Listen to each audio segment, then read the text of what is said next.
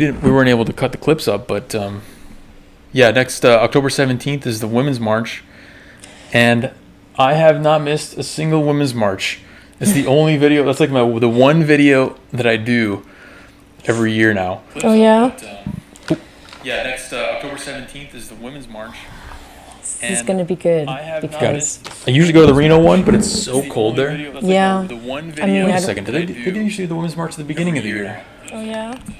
I thought. Yeah, I was gonna say, isn't the Women's March like when they made it happen to be on like Inauguration Day, so that way they can be protesting? Right. Yeah, they want to be like protesting the new president or whoever decides to, or whoever the country decides to be our president. But I mean, honestly. It's going to be like such a weird election because I feel like I don't even know if they're going to announce who's the winner on election night like they usually do. They're just going to be out there protesting for like 3 months straight. Probably. Well, not even that they're going to be protesting. It's just like I've been saying this on Instagram and stuff for weeks now. It's like this whole like election, we're going to get all kinds of like great memes and like meltdown reactions from the women's marches and just people like... It's going to be great. Like, that's what I'm looking forward to. I think that's the biggest question on everyone's mind right now is like, what's going to happen with that, right? Because I think here's what's happened. They've slowly implanted this idea, and they're really good at that. The media is really good at slowly implanting like the stages of, it's like Inception, where you go into someone's brain and you plant a seed that turns into an idea eventually through these different stages. So they've opened us up to the idea of, whoa, the election's going to last so long, it's going to last through, the next year and all this stuff to like open you up to until the idea. Inauguration so that when it does Day, happen, you're just like, oh yeah, no, this is what we all talked about, right? So this is totally normal. Yeah, I mean, honestly, because you know how like on election night, like usually like on our time, it's usually our like it's like 9 o'clock, 10 o'clock is when they announce like this is who won the electoral college. It's the night of, but I don't even know if it's going to happen this year. To be honest, like that's what's crazy about like all of what's happening with like COVID and like, the president getting sick and like all of this stuff that's been happening lately. I feel like until like Inauguration Day happens and like the polls are in and everybody's like satisfied with the answer, they're not going to like announce on like night of like, Biden wins or Trump wins. It's going to be like, well, we're going to have to come back to you. It's up in the air until like we count every single vote, even the ones that are illegal or that got thrown away or whatever. Because it's going to take us 18 years to count these votes, and until then, we have to make because like anything, yeah, we have to make Pelosi the president. Anything but like Trump. Like, come on, you guys. Rod, Steve, what's going on, boys? We're testing out a higher bit rate this time. Let us know if it looks good. We want to actually be able to cut this up afterwards and turn it into clips. I'm not a dude, I'm a chick, Rod Buster, just so you know. Is he talking about you? I think so, because I'm the only one wearing a hat, so... I have boobs, like, sorry. and a JJ, like, I'm a bona fide girl. I just like wearing boyish clothes. So, Trump's out of the hospital. Yeah, thank goodness. He got there, on Friday, and he's out by Monday. That's pretty impressive. And... yeah, so I think, and I mentioned this in the last stream, and I want to make sure I get this in this one too. Because this needs to be said, and I want to make sure that they can't escape this one, like they slither out of all the other ones that they slither out of. Oh, yeah. The acknowledgement and the celebration of Trump getting that COVID, it's like you can't ignore when he recovers very quickly and then gets back into office like that, you know what I mean? You can't. You're forced to acknowledge that probably a lot of the hype around coronavirus isn't necessarily true. Yeah. I mean, it's not that it's necessarily true, but like we talked about in the last stream, he's been like trying to take good care of himself. Like he's been taking I don't know about that. He's pretty... Well, except for like eating like inappropriately. He eats McDonald's all the time. Yeah, he's fat. If I could eat McDonald's all the time, I would too. But then again, if I also had access to the chef that the president is like... has in the White House, I probably would eat whatever the chef wants me to eat. But at the same time, like, he's allowed to eat whatever he wants. But he's like 75 years old and he's fat. Okay, those are like the two biggest risk factors for the disease. But like I said, he's been like taking the necessary vitamins and like all that good stuff. He's probably been on some stuff since his start. And then as soon as like he got tested and like tested positive, he like went to like one of the best hospitals in the world. So I wonder what the protocol is for when a new pandemic happens. Like, right? they have a binder that they pull out, and they're like, all right, so pandemic is happening. All right, we got a situation here. Or is it like on The Simpsons when it's like, these are your 4 options? And, that's like a build your own adventure thing. Like, if your president is obese, then do this. If he's over 70, then do this. Mm-hmm. But I mean, that's the first time in how long that binders had to been pulled out for this pandemic. You know what I mean? All right, we got a question on the chat that I want to address. He says, new to the channel, what are y'all about? Well, D-Lo Martinez.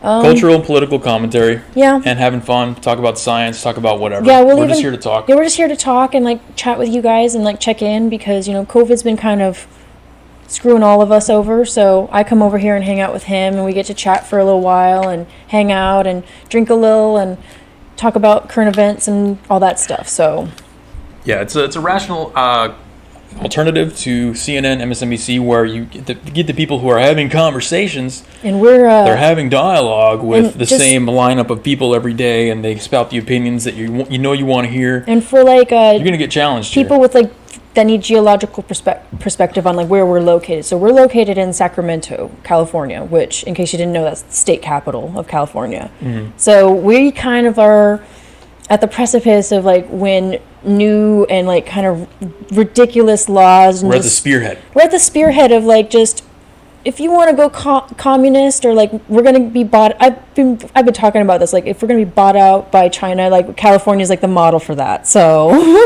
So we're here because we're observing and reporting to you. Yeah, we're gonna report to you, and then also talk about just, you know, federal and pop culture and even maybe relationship stuff because, you know, anything's on the table. Anything's on the table.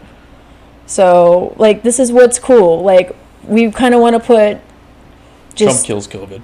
We just kind of want to put ourselves on the map and just talk about shit. So let's do this. Yeah, we're just hanging out. Yeah, we're just hanging out. Like, we've got this beautiful skyline behind us, and like we'll probably like pan the cameras around and like give you guys a good views of like the buildings around us because we've got some awesome architecture and our awesome structure here too as well. So Trump getting on the patio of the White House was likened to fascist dictators and those old black and white pictures where they show them heroically like standing and like looking out on the crowds. You know what I mean? Yeah. Did you totally see that? Yeah, totally. How sick are these people? They're retarded, dude. They see it's literally catastrophism. Do you know? But if any other president or any other current leader does the exact same thing, like you could pull 100 photos. They don't bat an eyelash. But because Trump is doing it, it's like it's always like white supremacy and Nazi and like Hitler and all that good stuff. Maybe we'll have to bleep that out because Hitler. Yeah, probably because the YouTube overlords just are coming for everybody. Well, this is a common theme among everything that they do, and if you don't see this already, you haven't been paying attention. So the strategy is to take anything that happens and convince people to think in a certain pattern that automatically makes them look at the worst possible case scenario out of every situation. So that's called catastrophism. Mm-hmm. And if you have like, mental illness, they teach you how to get out of that. These people are literally being trained to get into a catastrophic way of thinking. So when they see Trump just standing on a patio, they're literally, what they see in their head is Mussolini or Hitler. Yeah. So they see that's just totally normal. Fascist dictator, and then especially when he took off the mask and just like put it in his pocket and walked off, that pissed them off probably even more because it's like, oh yeah, you can't put that in your pocket because Trump has exposed 350 White House employees to COVID. And like now, like what the press secretary got COVID, and it's like, yeah, of course it's good. That's how the flu works, you guys. Like that's how a common cold works. Like. Guess what? When I was babysitting my little nieces and nephews that were little germ magnets, guess what? I got sick because they're exposed to the germs and they get that crap on you. They're super spreaders. They're super spreaders. And like right now, I think it's just with COVID, everybody's just so fearful. And it's like, look, I get it. If you want to wear a mask because it makes you feel better, cool. But I'm not freaking wearing one unless I absolutely have to get around. Like, it's stupid. Like, it's stupid. And I'm glad he took that mask off and then walked back in the White House. It was just like, screw y'all. Well, that's that, like, protectionism thing. These people, they need any form of softness, right? Because this is what happens when you don't lose a soccer game in elementary school, okay? When you don't keep score, when you're raised in an environment where you don't keep score, this is what happens. You want to be protected at all possible costs, right? You know, masks, give me all kind of mandates. Government, tell me what to do. Take more power. I don't care. Just tell me that I'm safe. That's all they want. Oh, Kate, you're so sweet. She says, if I wasn't broke, I would send you money. I'm a college student. All you got to do is like, share, and subscribe. Yeah, I mean, honestly, yeah. But you're already probably all three, so. Yeah, you're probably all three, so that's cool. And then, D-Lo, he says, thanks for the response. It's nice. It's a nice setup. I've seen a lot of people leaving California lately coming to my state, Texas. What have you been hearing in your circles? Yeah, why now? I know people who personally done that. I know people who are leaving. I mean, there's lots of journalists who are leaving, not even like, you know, famous journalists, but like independent journalists. They're leaving and going to like Florida and Texas because you want to know what it is? It's hard to have business here in California, like, and keep your business going unless you're like knee deep in some money. Right. And even then, very well established. You're really well established, or you are okay with forking over tens of thousands of dollars to the government to have a business or to have property. Because like I've talked to my mom, so I've lived here my whole life, and the taxes have just gotten higher and higher and higher, and like especially property tax. Like my mom told me how much she had to pay in property tax last year, and I was just like, what? Oh yeah. No, I was just like, are you serious? I have friends that just moved to Texas, and they're moving. People I visited there for a bit, and they're leaving in droves. I was able to see the prices and what you get for the same prices, and that's no wonder why apartment complexes like mine and all the ones around here are emptying out like massively. Yeah. So if you probably don't see this from outside California, but it is emptying. It is quite emptying. Rapidly. Like a lot of people are leaving because it's just smoke all the time. Yeah, we're you can't even breathe. You can't go outside. Yeah, you can't go outside. You can't go to bars. You can't even go bowling. You can't do anything. You just stuck in your house. Especially like with all of the state mandates and all of wearing masks. Like can't even go for a jog around the corner because you get lung cancer. I don't know if it's a rule in Texas that you have to like mask mandates and shit, or if Texas is just like opened up and it's just like no mask, like it doesn't matter. It's a little. When I went there a couple weeks ago, they just opened theaters, so they're a few weeks ahead of Sacramento anyway. Yeah, I mean. And the theaters are completely empty. So, really? Yeah, no, we were like the only ones. It's probably because people don't know that this shit's open. That was what that's my optimistic guess. That's the optimistic side of me. Yeah, but there's still, like, when I was expecting people in Texas to be like, we don't care about this, but whatever, some people are like, no, we need to care. Some people actually, some people do care, which is good. I mean, you should care, but you shouldn't be like lock everything down care. Yeah, you shouldn't be like just fear-mongered into having to wear one. Like, I hate that I have to wear one unless it's like my local like market where they know me and they're like, yeah, she's okay, like, and they agree that the rules are stupid anyways. Like most people that I interact with where it's like we have to wear masks, because I take like Ubers and Lyfts a lot, and the rule is like you have to wear a mask when you get into the ride. And usually when I get in, I ask them, I'm like, do I have to wear this? And it's like 50-50. Sometimes the ride drivers are like, yeah, it's okay. And sometimes the drivers are like, yes, wear one. But those ones are usually jerks, and like I got kicked out of one because of like that kind of bull crap. There's people that they like the idea that they can be like a cop. Yeah. They hate cops, but they love being a cop. They love being the mask cop. Cancel the ride on you and the mask cop. Yeah, just be like, no, we're not gonna Where's your mask? Yeah, where's your mask? And it's like, no, like somebody yelled at me in Texas. I was at a bar. And I told you this already, but Stream needs to hear this. Just at a bar in Texas, there's tables all around me. People are sitting down, no masks, having a great time. Okay, I'm just in line getting a beer, 6 feet away from like 10 people who aren't wearing masks, and the guy walks up behind me. Hey, where's your mask, buddy? And stupid. Yeah, as Kate said, she said I have to wear a mask to go to the bathroom in college. That's ridiculous. Like I hate wearing. So I personally hate wearing a mask because I'm a singer as well, so I tend to breathe through my nose and my mouth. We're literally turning into bubble people. And we're building bubbles around like ourselves. A piece of cloth or a piece of fabric over my face and like cutting off my supply like that. It's just like, this is debilitating. Oh, I love my favorite is you see those people that have like online. I haven't seen this in person yet. I can't wait to see it in person. But they have like the plastic tube around their head. This is like open on the top, like they're walking around in a smokestack all day. And they're so happy to be in there too. And Termike S says mask holes. Yeah, that's what they are. They're mask holes. Yeah, that's right. Like, I don't like that. It's stupid. Like, stop wasting my time on like whether or not I'm wearing a mask. Like, it's dumb. And why are you carrying, like... It should be optional. Just opt in. If you feel it should be an opt-in situation. By you wearing a mask, then you wear a mask. But don't opt in. Don't force me to wear one. Here's my comparison, and this is what I'm going to contend with. Not washing your hands and then touching things in public is 100 times worse than not wearing a mask and then breathing in somebody else's air. You're so right on that, dude. If you touch an ATM when you're at a grocery store, you know what I mean? Like, you put your pin in, that is 1,000 times worse than just being behind someone who's not wearing a mask. The person... And people never wash their hands. Nobody cares. Yeah. So what's the standard here? Is the standard really we want to take action to protect ourselves?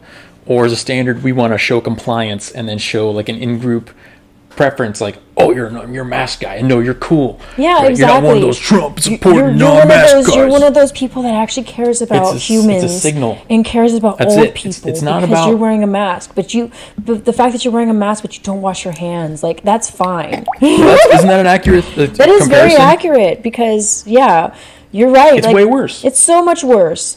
It's so much worse, and you're right. And think about it, like how much you touch your face, how much you put your fingers in your mouth. You touch the debit card thing, and then you scratch your eye, boom, Ebola, right there. Right? Bam. I mean, you can get like all kinds of stuff by doing that. Like, That's the other funny thing is like we have all this attention on COVID, and I keep asking myself, I want to know the number. How many other viruses and diseases are just generally in circulation at any given time throughout the year? The flu like obviously it gets worse around winter.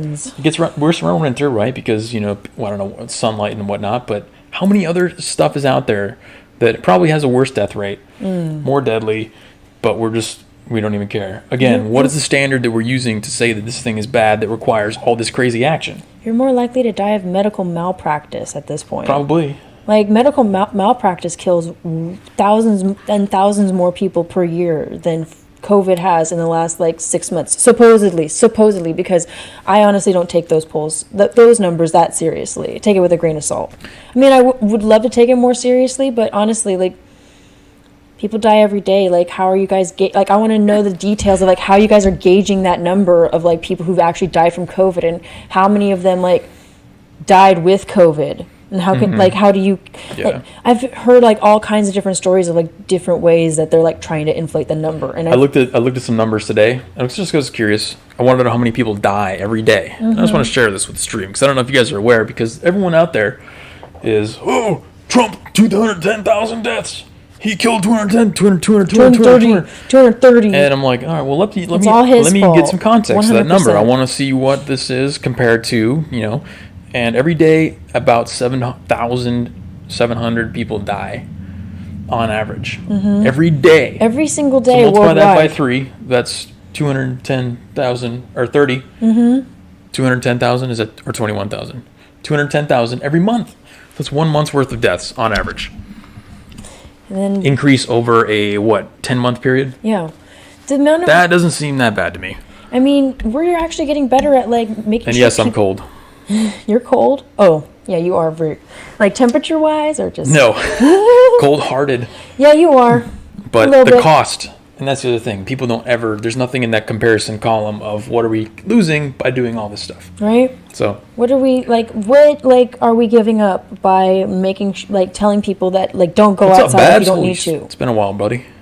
Yeah, no, COVID, that's the problem, is really that COVID became politicized. It did. It really did. If it wasn't politicized, everybody'd be more willing to follow everything that we're doing because we're all on the same team. But they turned it into a team sport. Then what happens when you turn anything into a team sport? If you're wearing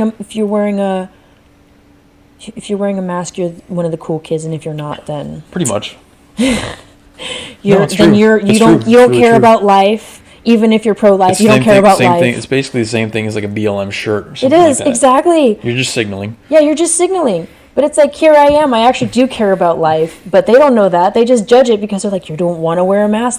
How could you not? I'm just I just don't. I guess I like to breathe. Kegel Destroyer, what's up? Oh my God, Kegel Destroyer's back. I love it. Termite S, $5 super chat. Thanks, man. Hey, no context or nuance allowed. I mean, it's true. We will get banned from YouTube just for having context and nuance, probably. Well, just for having just a very. I think it's in the TOS somewhere. It's you can't be reasonable. Yeah, you can't. You have to follow what the overlords. These enlightened centrists too. All the overlords want you to be on the left, and it's like, no, I'm not on the far left. I'm sorry, and I'm trying to not be on the far right either. I gotta admit, I don't find the guys who always call themselves in the middle very interesting. They're not. They're not. So it's kind of strange to say that That's why you gotta have two, and you gotta have it's gotta be two, and it's gotta be like me and you, where it's gotta be It's like one side of the spectrum, and then we have a different side right here, where it's like, I'm the female voice, and I'm the, not even rational. I'm probably the irrational one of the two of us. Like, you're the more rational one. Yeah. But that's what makes it interesting. That's why I'm here. No, you need that. That's why I'm here. Gotta have two sides, at least. All right, D-Lo Martinez says, if you had a wand with the $5 super chat and could change one aspect of how people interact in the coming months, what would you change? Well, there's a little bit more, but I don't know if we can read that. He'll probably type the rest of the message. In light of the economy, COVID, elections, unemployment, and protests. I think I know what I would change. What would you change? I want to hear your answer first. I think I would just change, the assumptions people make, Did I fuck up? No, you're just changing it. It just got loose. The assumptions? Just people look at me and assume that I like girls and I dress the way I do, that you wear tie-dye. I do wear tie-dye because I fucking love it. And some of the they put you in a box. They put me in a box, but it's like, look, I'm a critical thinker as well. Their, remove that, stereotype? The stereotype, or that thing in their brain that makes them look at you and go, the tribal. Yeah, the tribalism. Center. That tribal center where it's like, no, just because I dress a certain way, I look a certain way, and I might be on this side of the spectrum when it comes to sexuality, that doesn't mean I'm a total You match every other column on the way down. I follow every other column on the way down. I just want to It's a good one. It's a good answer. I think we just need to get rid of that and be that's why when people are repulsed at the idea of black conservatives, I'm just like, what? Why? That's ridiculous. Those are the best ones. That's ridiculous. That's the unicorn of the unicorn right there. What I would do is I would just simply eliminate social media. Yeah, that's a pretty simple. That's how all this stuff gets amplified. That is true. It's how it gets amplified, and how it's coordinated. So I follow a lot of Antifa stuff, BLM stuff. They all use Twitter to coordinate. Yeah, I know they do. And I'm not really on the Twitter though. They use Twitter to dox people. Everything. It's their operational center. Yeah, that's probably. And so you get a story about Trump getting COVID or whatever. And then it gets amplified, a certain narrative on Twitter, and certain narratives don't get the trending for reasons that we would like to know but do not know. Yeah. And it just it exacerbates everything. We got lots of chats. This is nice. I love it. Got clipping on your mic. It says my mic. Probably because I fucked it up. Do I sound okay now? It is really loud. I probably fucked it up. Sorry, y'all. It was super high. Okay, try that. How do I sound, you guys? Let me know. So, that's what I would change. If we remove social media, everything would instantly just simmer down. Think of George Floyd. It's because Stephen Husted says, girl, it's because you're hot. If you were ugly, they wouldn't care. That's true. I get that a lot. People are you're just so beautiful that it's I love hearing your opinion about things. And I'm yeah, I get that. They're willing to give you a little extra attention. They're willing to give me yeah, you like Trump? Oh, okay. Wow.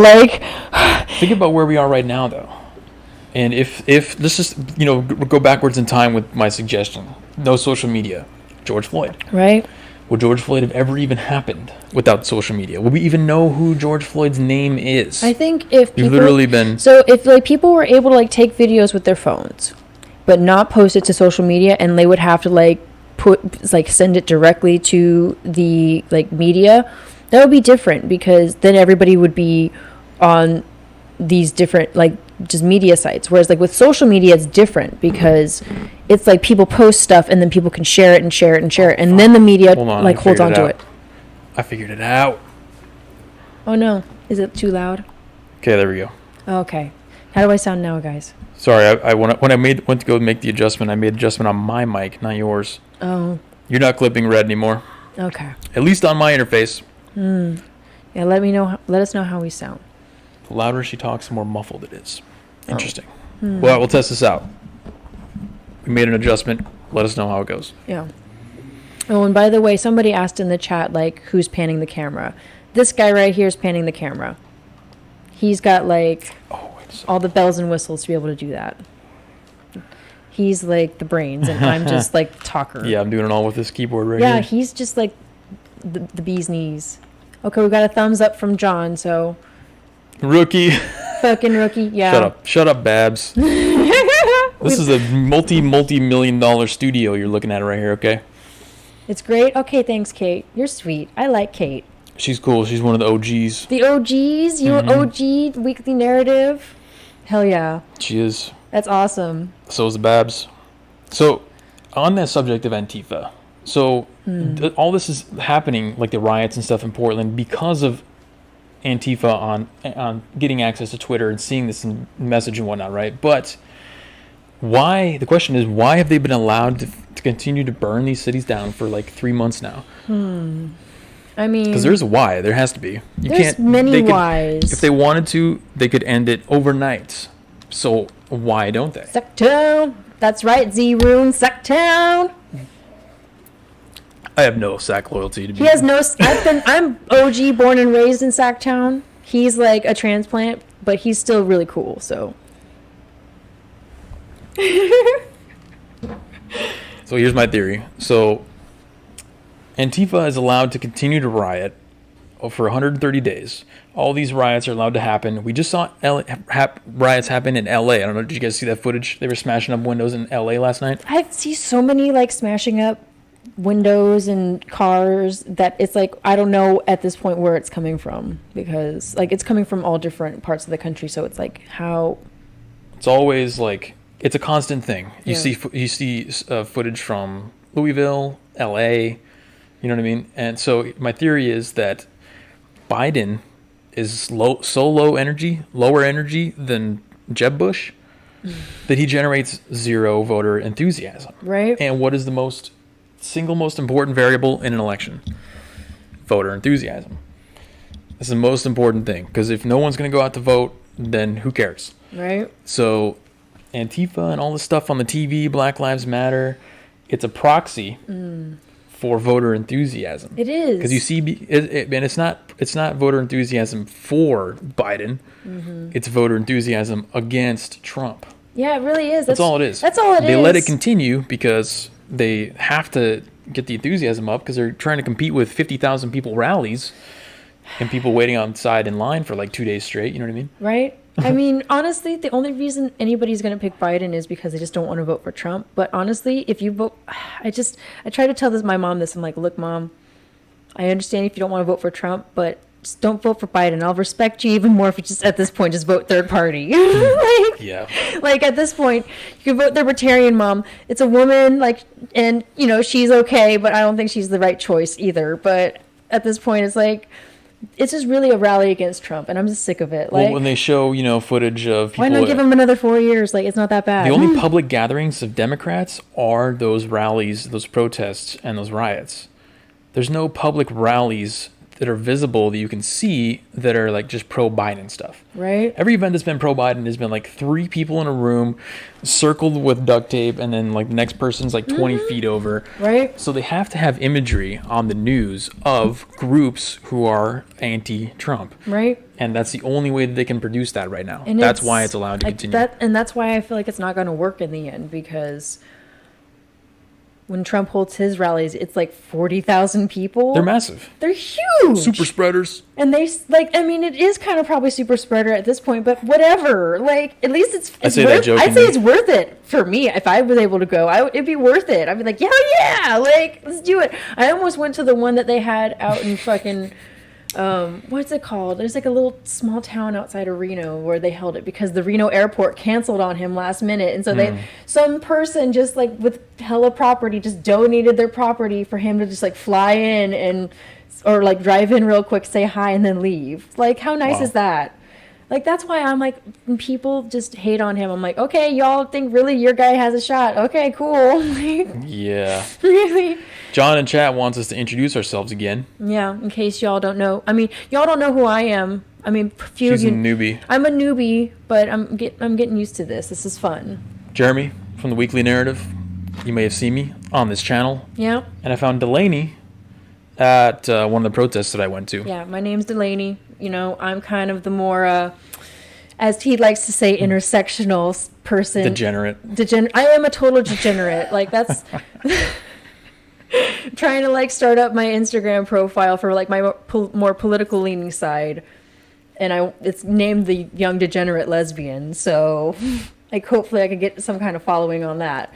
I already have, like, not that many on my personal, but you don't really want to see my personal stuff because it's not that interesting. Fab says every person he's talked to that has said they're voting for Biden isn't voting for him, or they're voting for him for his policies. Yeah, exactly. No one looks at Biden and is like, wow, yeah, this is a great proposal. I love this idea great. right like, here. This old ass, I've always wanted to do this. This other old ass white dude that, like, kind of has a really shady record. So, like, let's just take him instead of Trump. Even though is that enough though to get people to actually go out and vote? No, it's not. Like just the fact that you don't like Trump, I don't think people are motivated by that as much. Yeah, I'm not motivated. Like.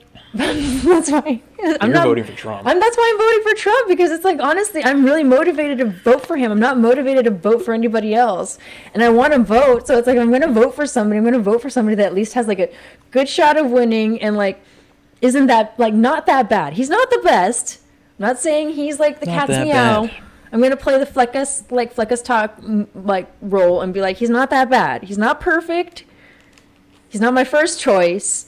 But if I have to pick between a big pile of brown poop and a big pile of, green poop, I'm going to... the lesser of two evils argument. The lesser of two evils argument. See, my argument is that we've already seen what Trump presidency looks like. And that's why I'm also like, they're both pieces of crap. So I'm going to, like, expect, like, I want to go for, like, the lesser of two evils and just, he's not my first choice, but... He's had a good track record, enough for me to be like, I'm going to give him a shot. I suppose you could say we already know what a Biden presidency looks like, too. Exactly. He's been in politics for, like, 40 years, 40 plus years. And he was VP for 8 years. I mean, he was vice president for 8 years. And, I mean... Biden has policies? Exactly. Yeah.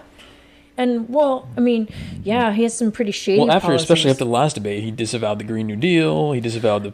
defunding the police. So it's like, what do you... I thought you were all about the Green New Deal. I thought you were all about the Green New Deal. Or at least, like, people who are, like, backing you... Come on. Are saying that they are for the Green New Deal. And who... Like, I'm not for it. Like, I'm just not. Like, and then he said, like, what? He doesn't want to defund the police. And I feel like that's been kind of, like, the number one thing that... like Antifa and it's kind of like all the people that seem to support him and his ideas have been, like, trying to push for a while now. It's actually the milkman said in chat, Trump is all right, but I hate the Dem Party at this point. Yeah, and I do it's too. Actually, now that I realize that's probably why I would vote Trump as well, because it's the exact same thing. It's all the people voting for Biden are voting for Biden because they hate Trump. A lot of the people who are voting for Trump are voting for Trump because they hate the Democrats. They hate the Democrats, or they're like me. That might even be stronger. They hate the Democrats, but they also don't mind or love Trump. I don't mind him. Not to say, like, I love him to death, but if I was given the opportunity to go talk to him and, like, go to the White House for a visit, I would totally go. You'd hang out with him? I would go hang out with him because, like, if you're going to have the ear of the most powerful man in the world, like, why would you not take that opportunity? Well, I wouldn't even care about this power. I'd just be like, "What's up, dude?" It's like, "What's up?" And that's what he loves. He loves those, like, raw, natural, just, like, we love you kind of moments. Because honestly, like, and that's what I vibe with. It's like, that's why when like sports people and celebrities don't want to go to the White House when he invites them, I'm just like, why would you not? Especially if you say you care about people and you care about Americans, like, why would you not talk to the leader of this country? I think there used to be a time when you would just go whether you disagreed with the president or not. You just go for the honor of, like, meeting the president. They don't. Well, they just don't respect the honor, really. Like, it's an honorable thing to There's no honor in that position because of the person that holds it. They don't even care. They don't even care that like the whole. Which is fine. That's a valid opinion. A majority of the country voted him in. That doesn't matter, you know. I think it's a valid. Or like argument. The fact that he's the leader of this country. It's like if you're somebody that really cares about helping America and making America a better place, like why would you not talk to the most powerful person in that country that can like really help? Even if you disagree with him, like that's the kind of thing that he wants. He wants people to come and like tell him like what challenge him and be like, Mr. President, you need to help this group of people. He's the kind that's like, okay, I'll figure out a way in my power to try to make that happen. Like that's a really cool thing that we have been missing in our presidency for a long time. Like Obama would invite a lot of people, and even Clinton and Bush. That's how the First Step Act kind of came about, wasn't it? He listened to the concerns. He listened to the concerns of like the black community and the leaders and like people that were representing them. And he really took it to heart, and he was like, I'm going to figure out a way in my power that I can do as president, because you have to understand that my power is limited as president. Steve says in chat the Proud Boys recruitment is going up. I mean, I don't doubt it. Did you see the hashtag on Twitter? You don't Twitter, but I'm a Twitter guy just because I have to follow it. I want to get on Twitter, but give you the scoop in the last like 3 days. In the last like 3 days, and you're gonna like this. Mm-hmm. Applies to you directly. People have taken over the hashtag Proud Boys. Oh, the gays. I've seen that. The gay stuff. Yeah, I've seen lots of gay men posting pictures of them making out with their husbands and their boyfriends and shit. And I'm just like... Proud Boys. Not that I hate the gays. It's just...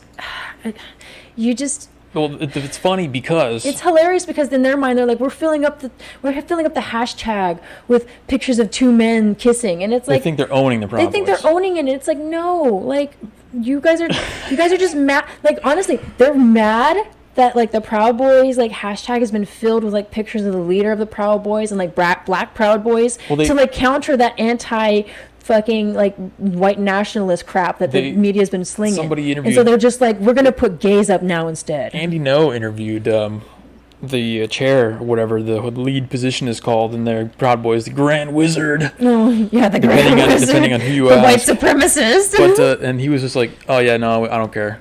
Yeah. Well, one of their tenets, their rules is so like, stupid. If you are a racist, you're not allowed to be in here. And if we find out that you're racist and you say like some really terrible shit, you're no longer allowed to be a Proud Boy. That's like a part of their like rules. So to me, when people say that they're racist, I'm like, that's ridiculous. Like anti-racism, right, is right in one of their like main core tenets. Like, yeah.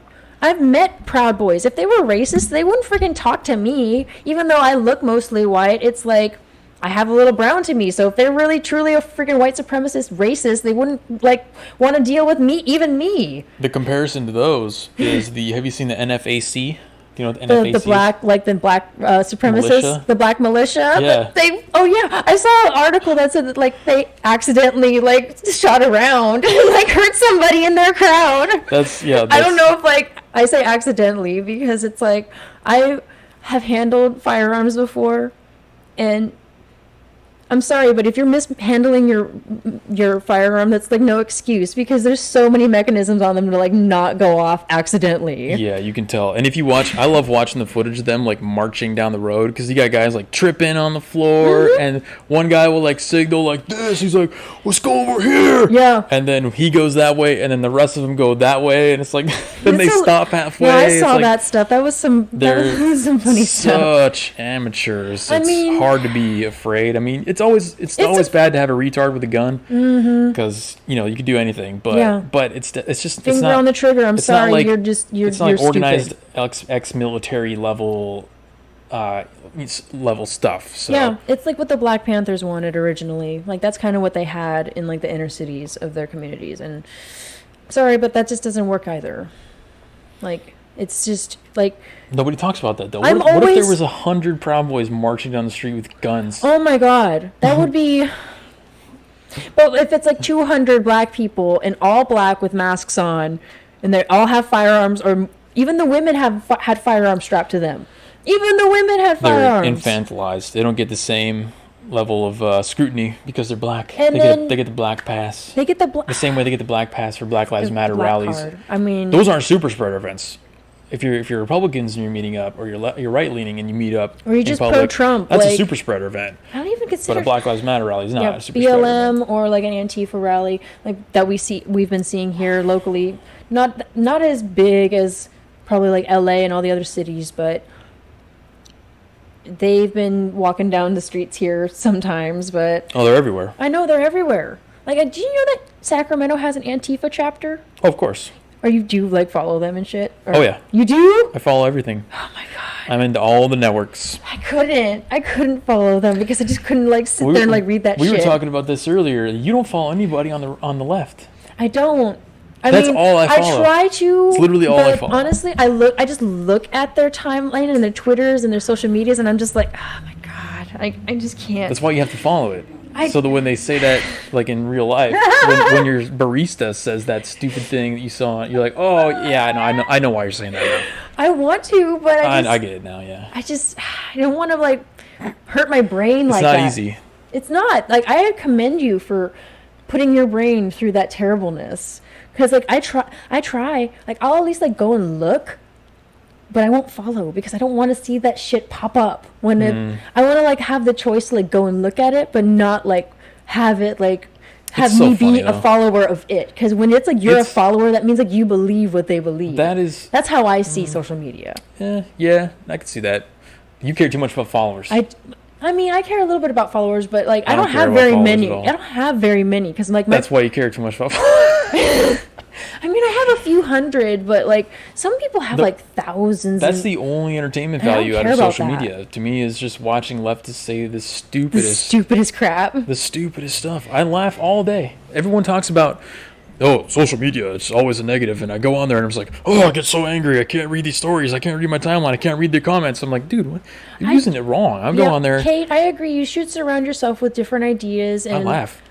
Like, but that's the thing. In my personal life with my friends are like total like lefties. So I get all of that. So the internet is your outlet. The internet is my outlet exactly for the right-leaning stuff, because I very rarely encounter and meet. You're surrounded by other degenerates who are all. Well, not even degenerates. They're just like, I consider myself a degenerate just because like of my sexuality, but like my morals are not degenerate at all. But like my friends, like this is the kind of shit I see on my social medias where like people post like, I'm pro abortion, I'm pro ho, I'm pro gay, I'm pro this, I'm pro that. Pro everything. They're pro everything. They're just pro, just like true degeneracy, where it's like, yeah, I'm a little bit of a degenerate, but I'm not that bad. Like, just a little bit, but not that bad. I'm a cute degenerate. And at least like I'm kind of smart too. Like, I don't mean to toot my own horn, but wow.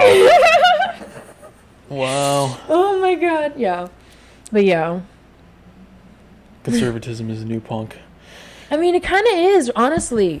It really is. It's getting there. We need the cultural arm to swing into action here, okay? I love Edward G. Griffin. I've listened to his shit. Like, he's interesting. I love his viewpoint, because what's going on in the black community, he commented about like back in like 50 years ago. He's been saying this since the 60s, that communism is like the ideas of communism has invaded the black community because it's convinced them that the only way to succeed is to overthrow the government that oppresses them. And it's like, but you don't realize what you're doing by doing that is like making everybody equally poor.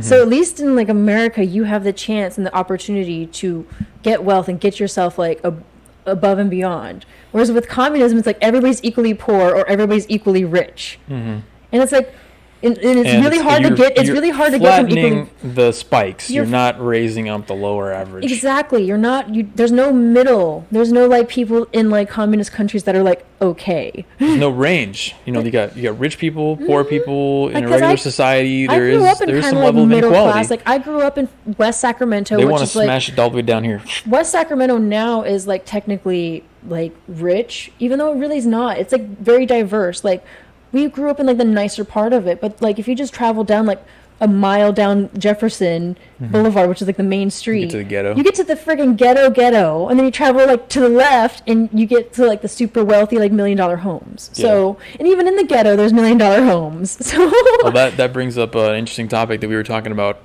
earlier today. There's a new law. Oh yeah. That was passed in California, or was that a law? I mean, or just an initiative? I think it's like more of an initiative. It was passed. It was signed, correct? Yeah, the governor signed it, and it's basically like he's assigning people to. It's creating a task force. It's a task force, as they like to call it, to like look into how we're going to figure out what to do with reparations. How to implement reparations. Yeah, how to implement reparations for like people of color and black people and, you know, African Americans, whatever you want to call them. Mm-hmm. And to me, it's like, okay, well, what is that really doing? Is it actual reparations, or is it just like, we're going to try to figure it out? And we're going to be the first state to try to figure it out. Well, it's kind of like what I was mentioning It's like a pat on the back. It's like the participation trophy. They start out small, and then they build their way up. You know what I mean? They're going to start an initiative to, now after 2 years, we've been able to come up with a plan to implement this.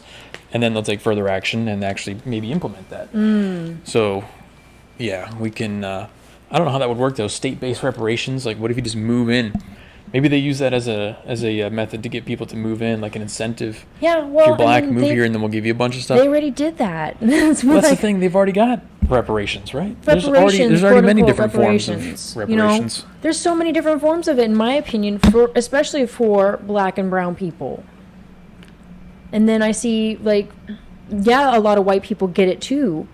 But that's because white people, there's more white people than there are other colors. It's not in writing, though. I mean, there's no written advantages for white people. Like, there's not. All it is, it's like, do you qualify for it, really?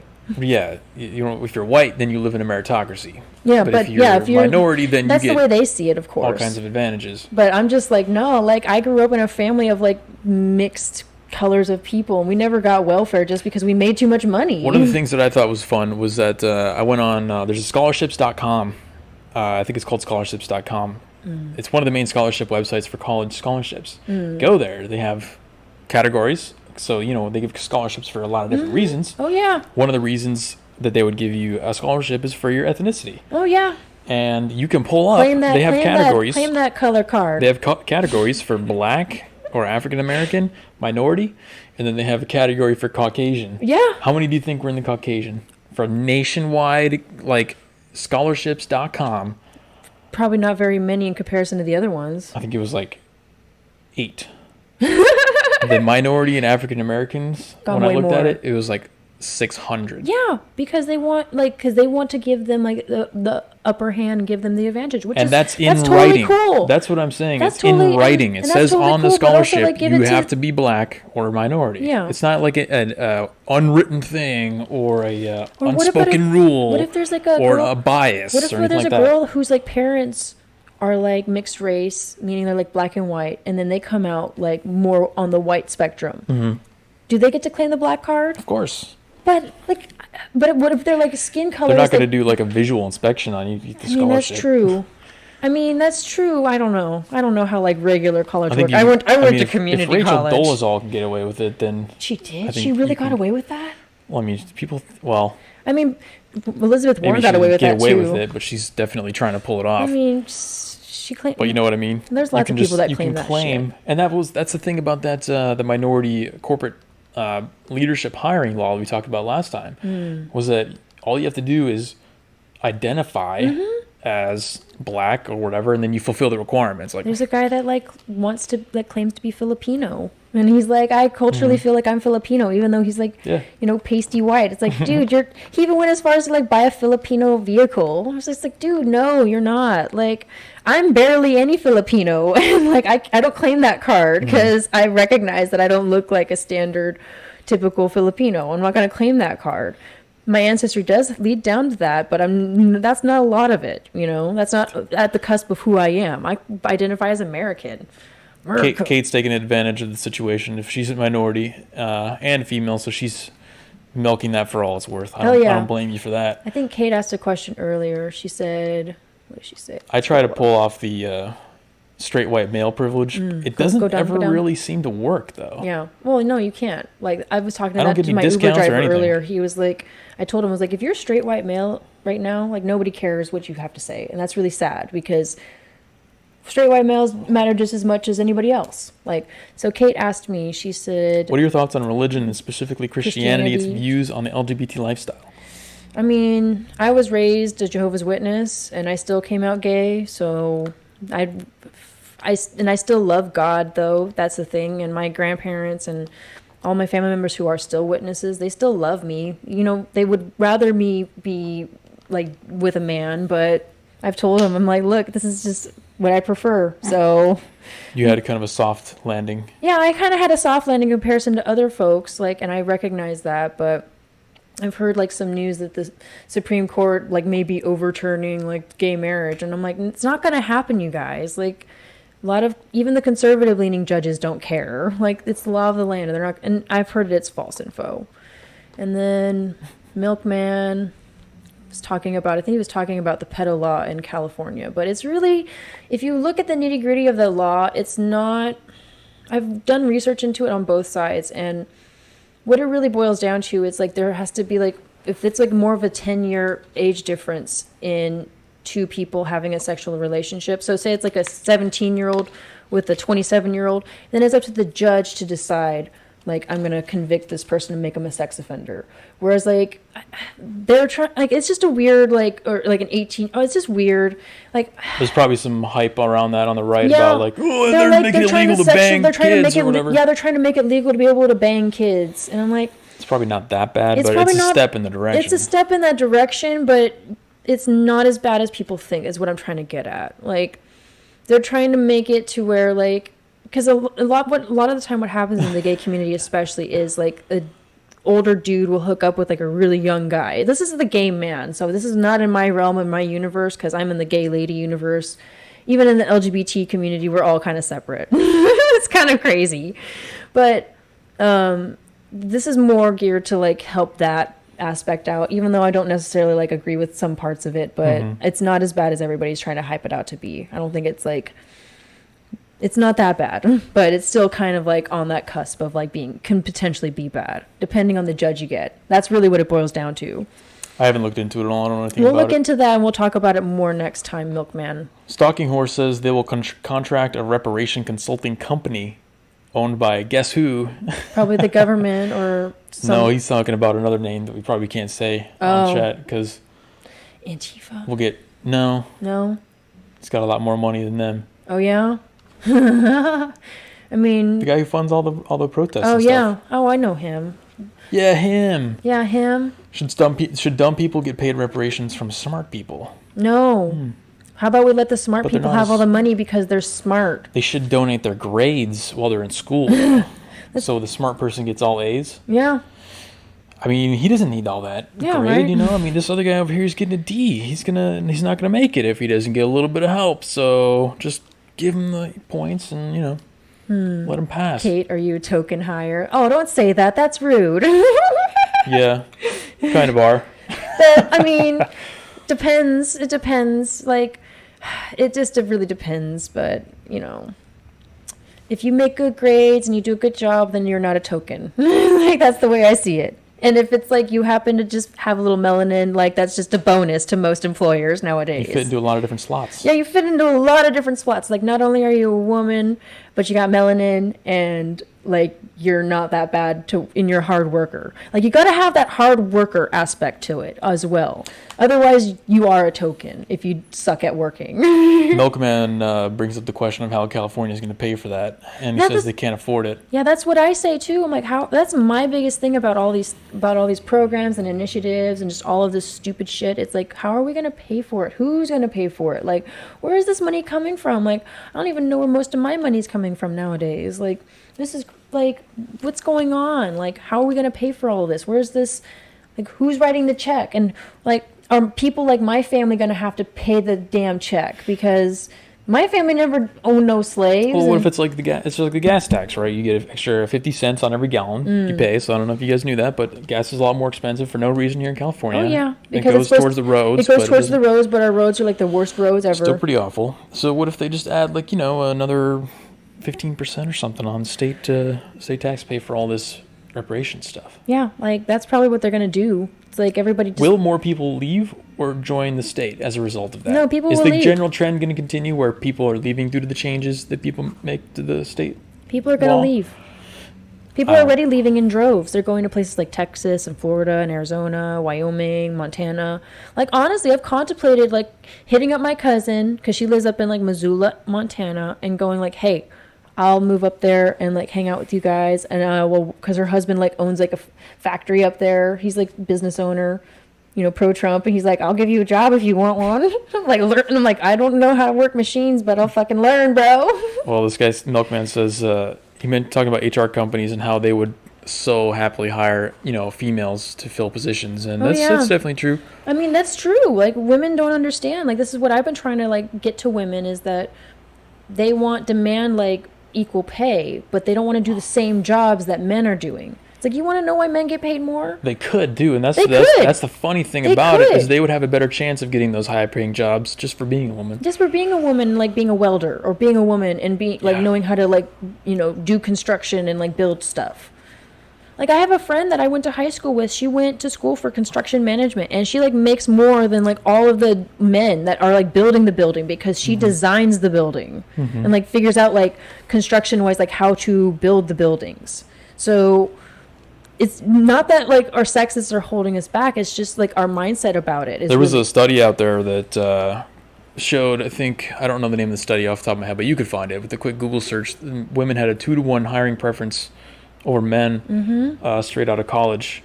So, because they want to give women a shot, man. Because women have been kind of held back for a while, but we've been slowly but surely, like, getting out there. Like, so if you still learn how to code, you get a job, no problem. You could, like, they have coding classes all the time. It's been four years learning how to code. Like, we are able to do whatever. Like, the only thing that's holding us back is us. It's like, oh, but women want to do, like, daycare jobs, or, you know, gender studies. It's like, I understand that there's, like, a field and a niche market for the gender studies and all that stuff, but it's not an economic degree. Yeah, it's not going to make you big bucks. It might make you feel good, but it's not going to pay all the bills and, like, leave you with something extra. This is the thing. College is kind of my thing, because I basically paid for most of my way through it, and I had to work full-time to pay for that through going through it. So I have very little empathy for people that have a bunch of college debt, and they don't understand the difference between a consumption good and an investment good. So the degree, like gender studies, underwater basket weaving, or whatever it is, lesbian dance theory, that's a degree that you go to get because you enjoy doing that thing and you want to learn more about it, and the emphasis is not to get economic gain off of having that degree. An investment good is, you know, something you spend the money towards a degree, and you know it's going to have a specific return. You know the chances are good. Whatever it is, you know it's going to have a return because you did the research. You know the market has a demand for a particular thing, but they don't ever, that never even crosses their mind. There's no decision-making process. They just say, oh, what do you want to do, little Timmy? I want to be a geologist. Lesbian archaeology. It's like, I only want to dig up lesbian stuff. I only want to dig up lesbian stuff. And it's that? There's like 2 positions for that in the entire world. Even if there is 2, because like, what is lesbian stuff? Like, exactly. That's my question. And then he wonders why, and now he's complaining about being in $180,000 in debt, and now he's voting for Bernie Sanders because Bernie Sanders is promising to forgive that debt. We're gonna take away your college debt, and we're gonna give you free college. Even I drank the Bernie Kool-Aid for a little bit there, but then I just had people in my life just kind of bring me out of it and go, "Who's gonna pay for it, babe?" If it was a little more thought involved, I think we could have saved ourselves a lot of problem on that front. And then when luckily I changed my mind once Bernie took the money and bought himself a big mansion and an Audi TT, and I was like, oh, good thing I didn't give him any of my money, because I would be pissed if that was me and I had given money to his campaign. Derek Skookum brings up a good point, and he says that so when we have like a extra supply of these crazy, strange degrees now in education fields, right, like gender studies and stuff like that. So what are we seeing? You see the creation of these fake positions, like to make people feel better, diversity officer, and give them power for no fucking reason. Well, it's a win-win because it makes the organization look good, because they can say, hey, look, we got a diversity officer. Nobody knows what he does, but we got one, so we're diverse, right? We're free. We're forward. I can't tell you why being diverse is good. We're progressive. as they like to call themselves. Well, that's the thing. They're marketing themselves as progressive by having those. So you have all these baloney positions that only really work when the economy is doing really good. That's a side effect of Trump's amazing economy, was that you had all these bullshit positions. You can't afford those when tough times get tough. You know, when stuff comes down to the wire, like you're getting hung by COVID and you have to lay off people. Who do you think is going to be the first to go? The IT security people or the HR people who make PowerPoints and do trainings and stuff like that? Do critical race theory and... The critical race theory people. The critical race theory people. No, I've seen it. Like, Milkman said, what did he say? Purple hair, unhappy person. Something like, one of them said something like that. There was a position called happiness guru. Oh my God. That person's just some yoga trainer that doesn't wear deodorant and doesn't wash their hair and just... If your work needs to tell you how to be happy, you probably actually do need a happiness guru. That's the person trying to tell you how to be happy. They probably do need a happiness guru. It's kind of like a circular reasoning, but they probably do need that because that is really bad. Oh my goodness. It's awful. Bernie no longer slams a millionaire because he is one. That's what I've been saying. Stalking horse is that that's why Bernie changed his vernacular, because in the beginning he was like, we're gonna target the millionaires, and then once he realized it and he became a millionaire, he was like, we need to target the billionaires instead because they have way more money. But it's like, Bernie, why not target the trillionaires that are funding you right now, you idiot? Because those are the ones that are giving him money people don't even realize it. They think Jeff Bezos is the richest man in the world, and I'm like, have you ever met a Rothschild or a Rockefeller or a Vanderbilt? Whoa, Jesus! Are you trying to get me assassinated? I know, right? Pulling out the big six. Whoa! All the people that really built this country, and well, can you imagine? Not on rock and roll though. Can you imagine what schools are like though now? I have friends who have kids, and they have they're in elementary school in California, and I hear some horror stories. But, you have this diversity stuff happening in private or corporations and businesses and whatnot. What does it actually look like in the schools that are producing these people? I know, right? It's got to be really bad. It's really bad. I mean, college I've been in recently, but they're even indoctrinating them when they're little kids. They're starting them super really early. Young. Yeah. I've been seeing, pictures in schools now where they hang the pride flag and then the BLM flag right below it. So it's that's what they're indoctrinating their kids with. I am going to be on a watch list. We are going to be on a watch list, yeah. I'm going to be. I hope so. That means we're legit. It's not a bad point. I mean, it means somebody's paying attention to us. If not, our millions of people watching right now. Millions. Arena's full. The arena's full. Should we do a gathering live stream for the vice presidential debate? I would like to, whenever that is. I don't know what day it is. I don't know what it is either, but I think we should do that. John was asking earlier in chat when we're going to stream next. We're probably going to stream Thursday or Friday. We haven't decided yet. Thursday or Friday. Thursday or Friday, maybe. I mean, I'm available either day. It's really. Yeah. We'll figure it out. Towards the end of the week. Yeah. Towards the end of the week. I think we should do the vice president. I want to see what Pence has got, dude. I want to see what he's got, too. Pence is an interesting guy to me because he's so reserved. You don't ever get to really see his personality, but anytime he does a public speaking thing, he just delivers the lines. He does the facial expressions. He's a stoic guy that always has his wife next to him, and he gets the job done and gets in and out. I want to see that contrasted with whatever Kamala is going to bring. Right. And see if Pence can...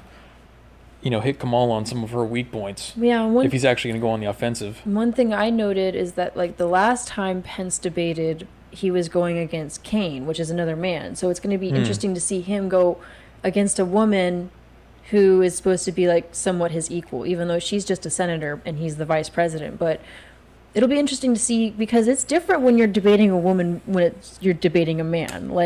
That's why. You think Pence is going to have his wife on stage with him? Maybe. I mean, he does love his wife. He can never be alone in a room with the woman. I mean, I love that he loves his wife so much. He talks about her. Whenever I've seen interviews with him, he always talks about her in such a positive way that it's just even though it may be a little dependent sometimes, but I think it's just cute because it reminds me of my grandpa. My grandpa. Later, Milkman. My grandpa's the same way. He's he loves my grandma and just like adores her and like wants to be in her world. And plus, maybe that's why they hate him so much, because he represents like a happy marriage. Yeah, happy marriage and like a good man, like that loves and respects. The only and thing I've ever his heard wife. people say about Pence is that he wants to zap the gays. Yeah, I've heard that too, but I don't think that that's very true. He wants to zap them. He wants to get rid of them, and he wants to do the conversion therapy or whatever. He wants to, like, people are like... Some weird, obscure story that they heard back in 2015, and then they, like, blew it apart. It was in the year 2000 when he ran for, I believe it's like governor of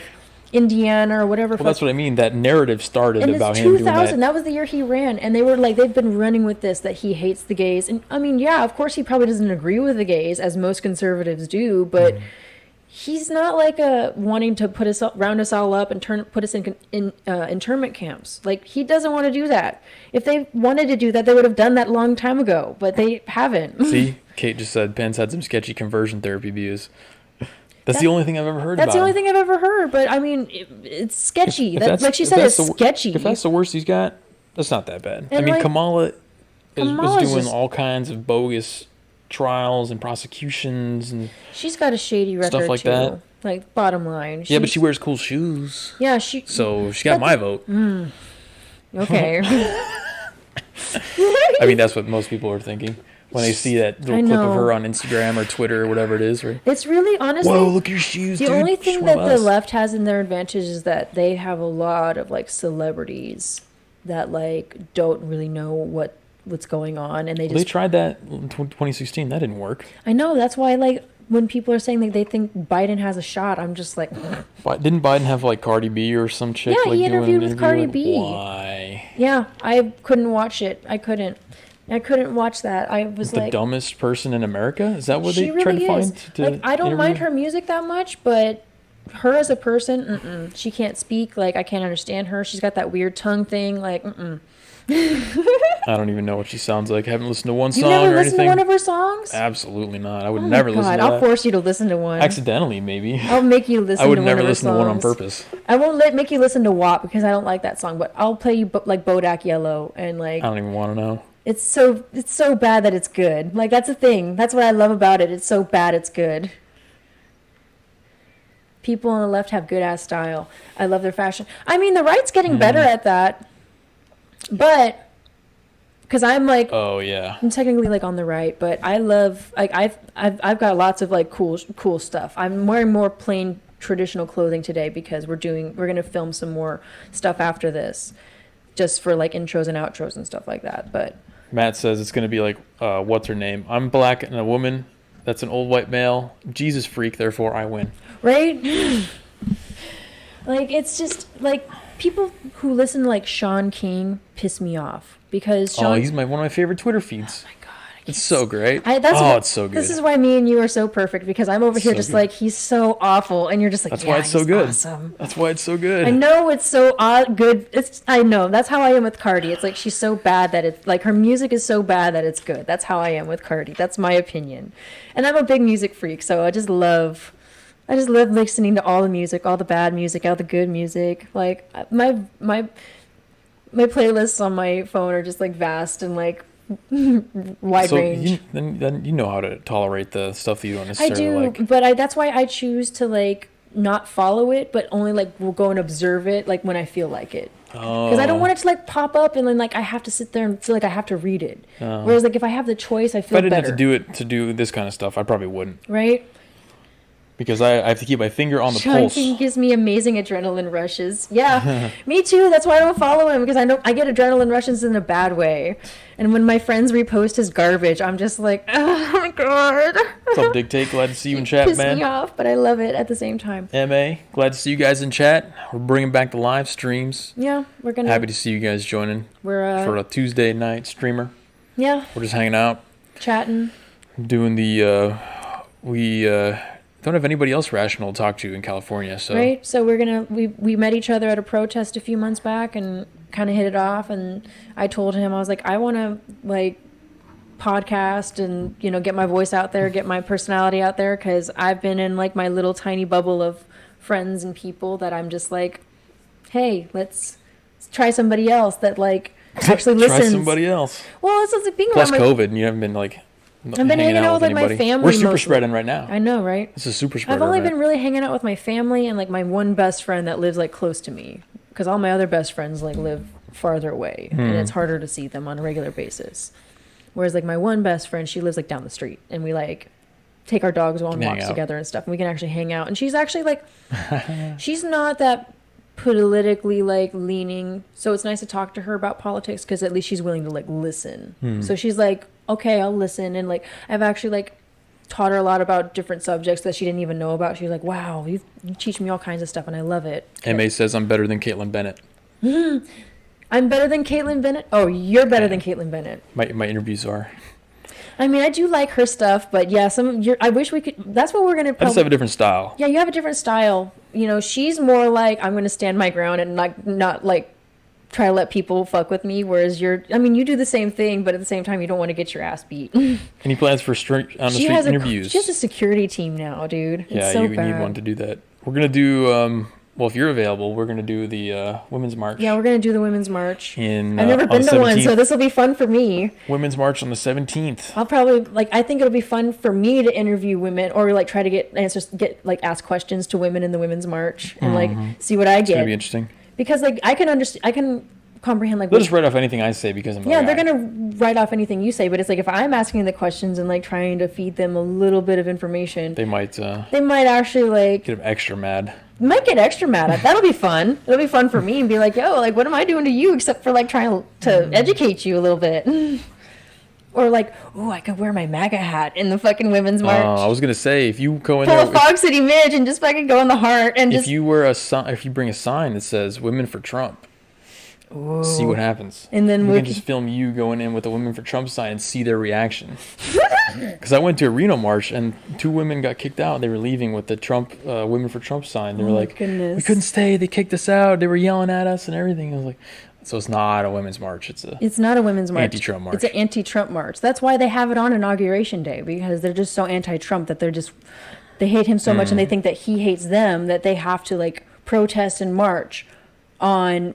The day that he gets inaugurated to take attention away from him. Right. But it's people who love him are going to watch the inauguration anyways, so. Jeremy, it's been so long I thought Antifa had scared you off. No, he's still here. It's mostly, actually, there's not a lot of events going on around here, and I didn't have a cameraman or security. Yeah. So it's logistics issues, that's all it was. Yeah, I mean, now that he has me, we can take turns being camera people for each other, and we might need to Ask them if engineering improves. Hire some people to do security. Yeah, I got a guy. You got a guy? I got a guy. Just one guy? That's all we need. That's all we need is just one? He's sufficient. Ask. So this is what you could ask them. You could ask them if engineering improves if we automatically make it 50% women. Or ask them how it improves. They probably won't be able to answer it. That's why it's funny to ask. That's why it's hilarious. We can see all the meltdowns in person too. If you've never seen them in person, it's quite this. I've never been to one where it's a bunch of just crazy people. I've only been to protests where it's a bunch of rational people protesting for a good reason. The first protest I went to was the one where I met you. That was the first one I've ever been. You're a rookie. I'm a total rookie. That's why I'm excited but scared to possibly go. This is gonna be great for you. I'm nervous but excited because this is gonna be hilarious. Especially if I get to ask them stuff and I get to have conversations with them and you can film me having conversations with these crazy ass fucking women. It'll be interesting. Especially if I do a Women's for Trump and we have you and another dude kind of looking out for me. We're not getting kicked out. And if they kick us out, just go get a cop because I know there's going to be cops there. It's going to be huge, so we can just go to a different section. Yeah. We'll just not be in the crowd of the large heifers with purple and blue hair. Kate says she went to Politicon in LA and asked Cenk Uygur for a picture, and right before you took it, she pulled out her MAGA hat and he freaked out. That's awesome. Good for you, Kate. I wear because I have a MAGA hat, but it's a black MAGA hat. Cenk is one of my other favorite guys to follow. I can't follow him, man. Dude, he's too stupid. He's just too stupid. He is very, very low IQ, but he's super emotional. So it's just funny to watch him in his outbursts. Watch him have meltdowns. No wonder just melting down over everything. No wonder they all have meltdowns. These are the people that they listen to. No, they do. They're all feminized, mentally ill men, and all they do is have meltdowns, and people are attracted to watching other people melt down. I mean, I'm attracted to it, but I I don't want to follow it and like look at it all the time.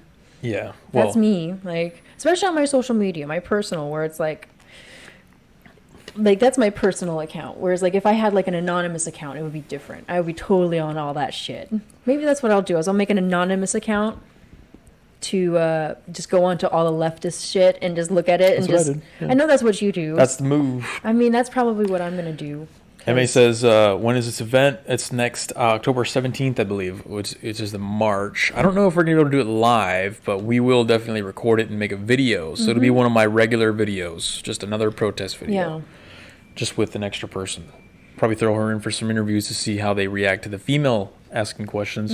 Because it won't have the man defense. They don't have the straight white male telling them everything you say is invalid. Yeah, everything you say is invalid. They'll have me saying the exact same thing, probably in a different tone and with a smile. And because most of them are probably gay as fuck like me, they're probably like, "Oh my god, a beautiful lesbian that's like." It's gonna break their brain even more. I know it will. It'll definitely break their brain, especially if I wear a MAGA hat and like they're like.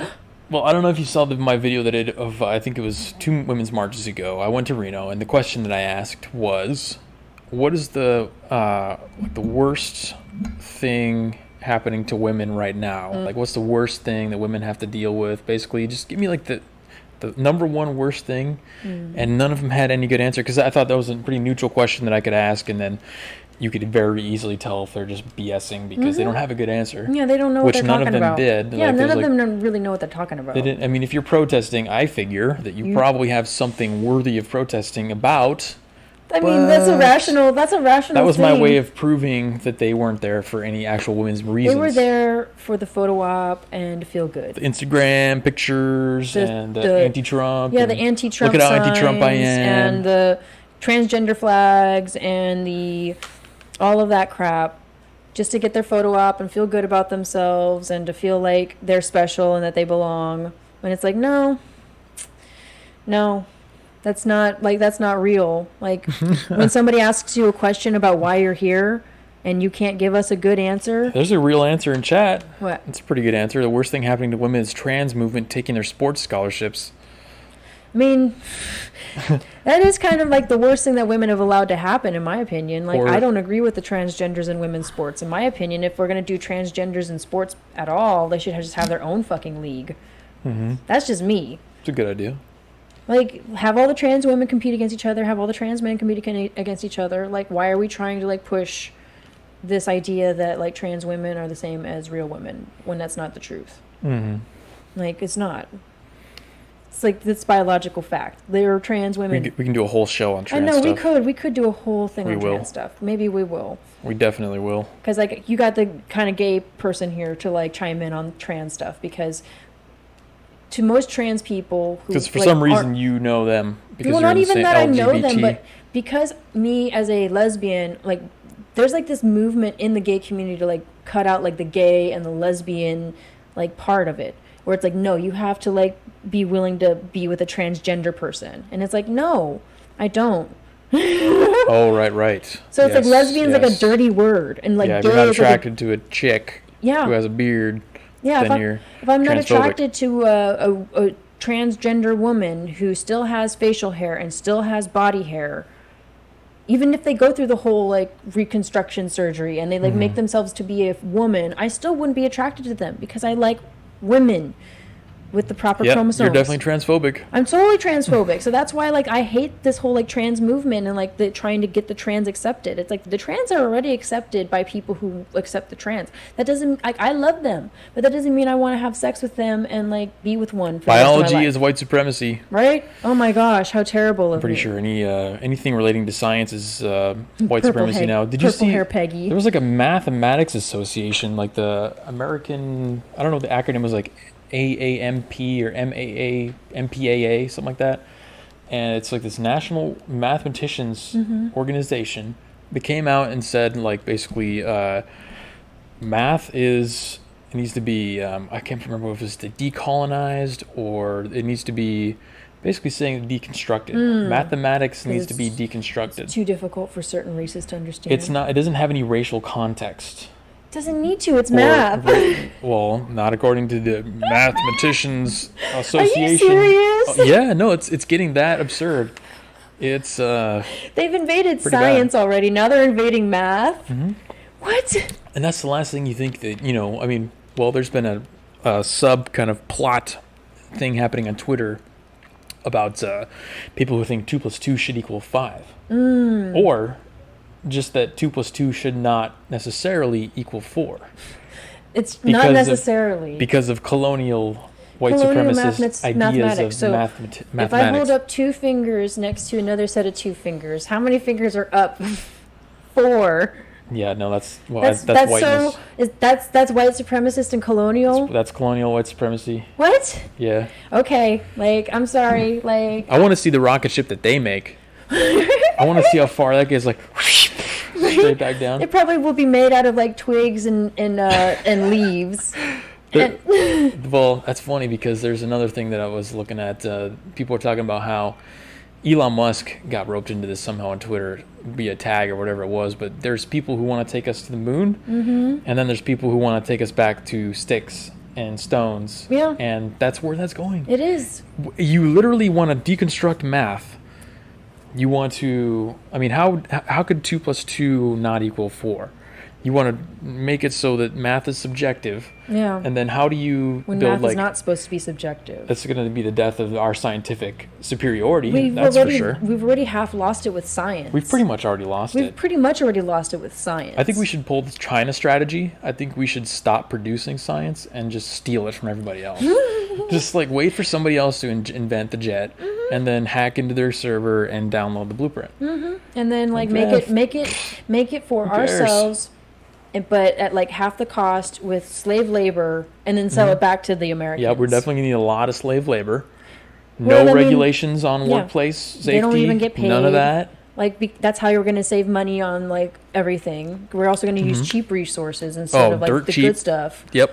Make sure, and like I said, it's assembled by children. No standards. It's assembled by children as well. So not only just slave labor, but slave children. So it's double. You don't have to pay them because they have to have small fingers. I mean, there's delicate parts. Orphans, because we all know that some of the kids get just thrown away and probably get raised by the government somehow if the government even cares about them. There's lots of documentaries about the human rights violations of China over the last few decades. It's crazy. Well, this is going to be not even just going to get down that rabbit hole. No, that's a whole other episode that we could talk about. That's a whole documentary you can make. It is it's been documentaries. Everything they do is garbage. It is. Even if you look at, they were just going through their storm season, right? So the biggest dam on planet Earth is the Three Gorges Dam in China. This thing was basically showing signs of collapsing, being very close to collapsing. A lot of other dams, a lot of other these establishments, cities, buildings, everything is just washing away in the rainwater because they're just so poorly constructed. They're built in this retarded spots because they had to just do it because they needed to. And they're assembled, and they're just put together by people who just aren't good at putting stuff together and making sure it's good. No, there's footage. They don't have the same. They don't have the same inspection standards that we do as well. There's footage of a guy walking across a footbridge, and he turns, and you know how you have the pedestal on the fence on the side of the footbridge, just made out of concrete. He just walks right up to it, and he just starts peeling the concrete off of the post, and it just crumbles. You can just crumble it in your hands. Yeah, and that's supposed to hold people up. Right. So. All right, Kate, peace out. Thanks for stopping by. And she says the VP debate is tomorrow at 9 p.m. Eastern Standard Time, so it's 6 here. All right.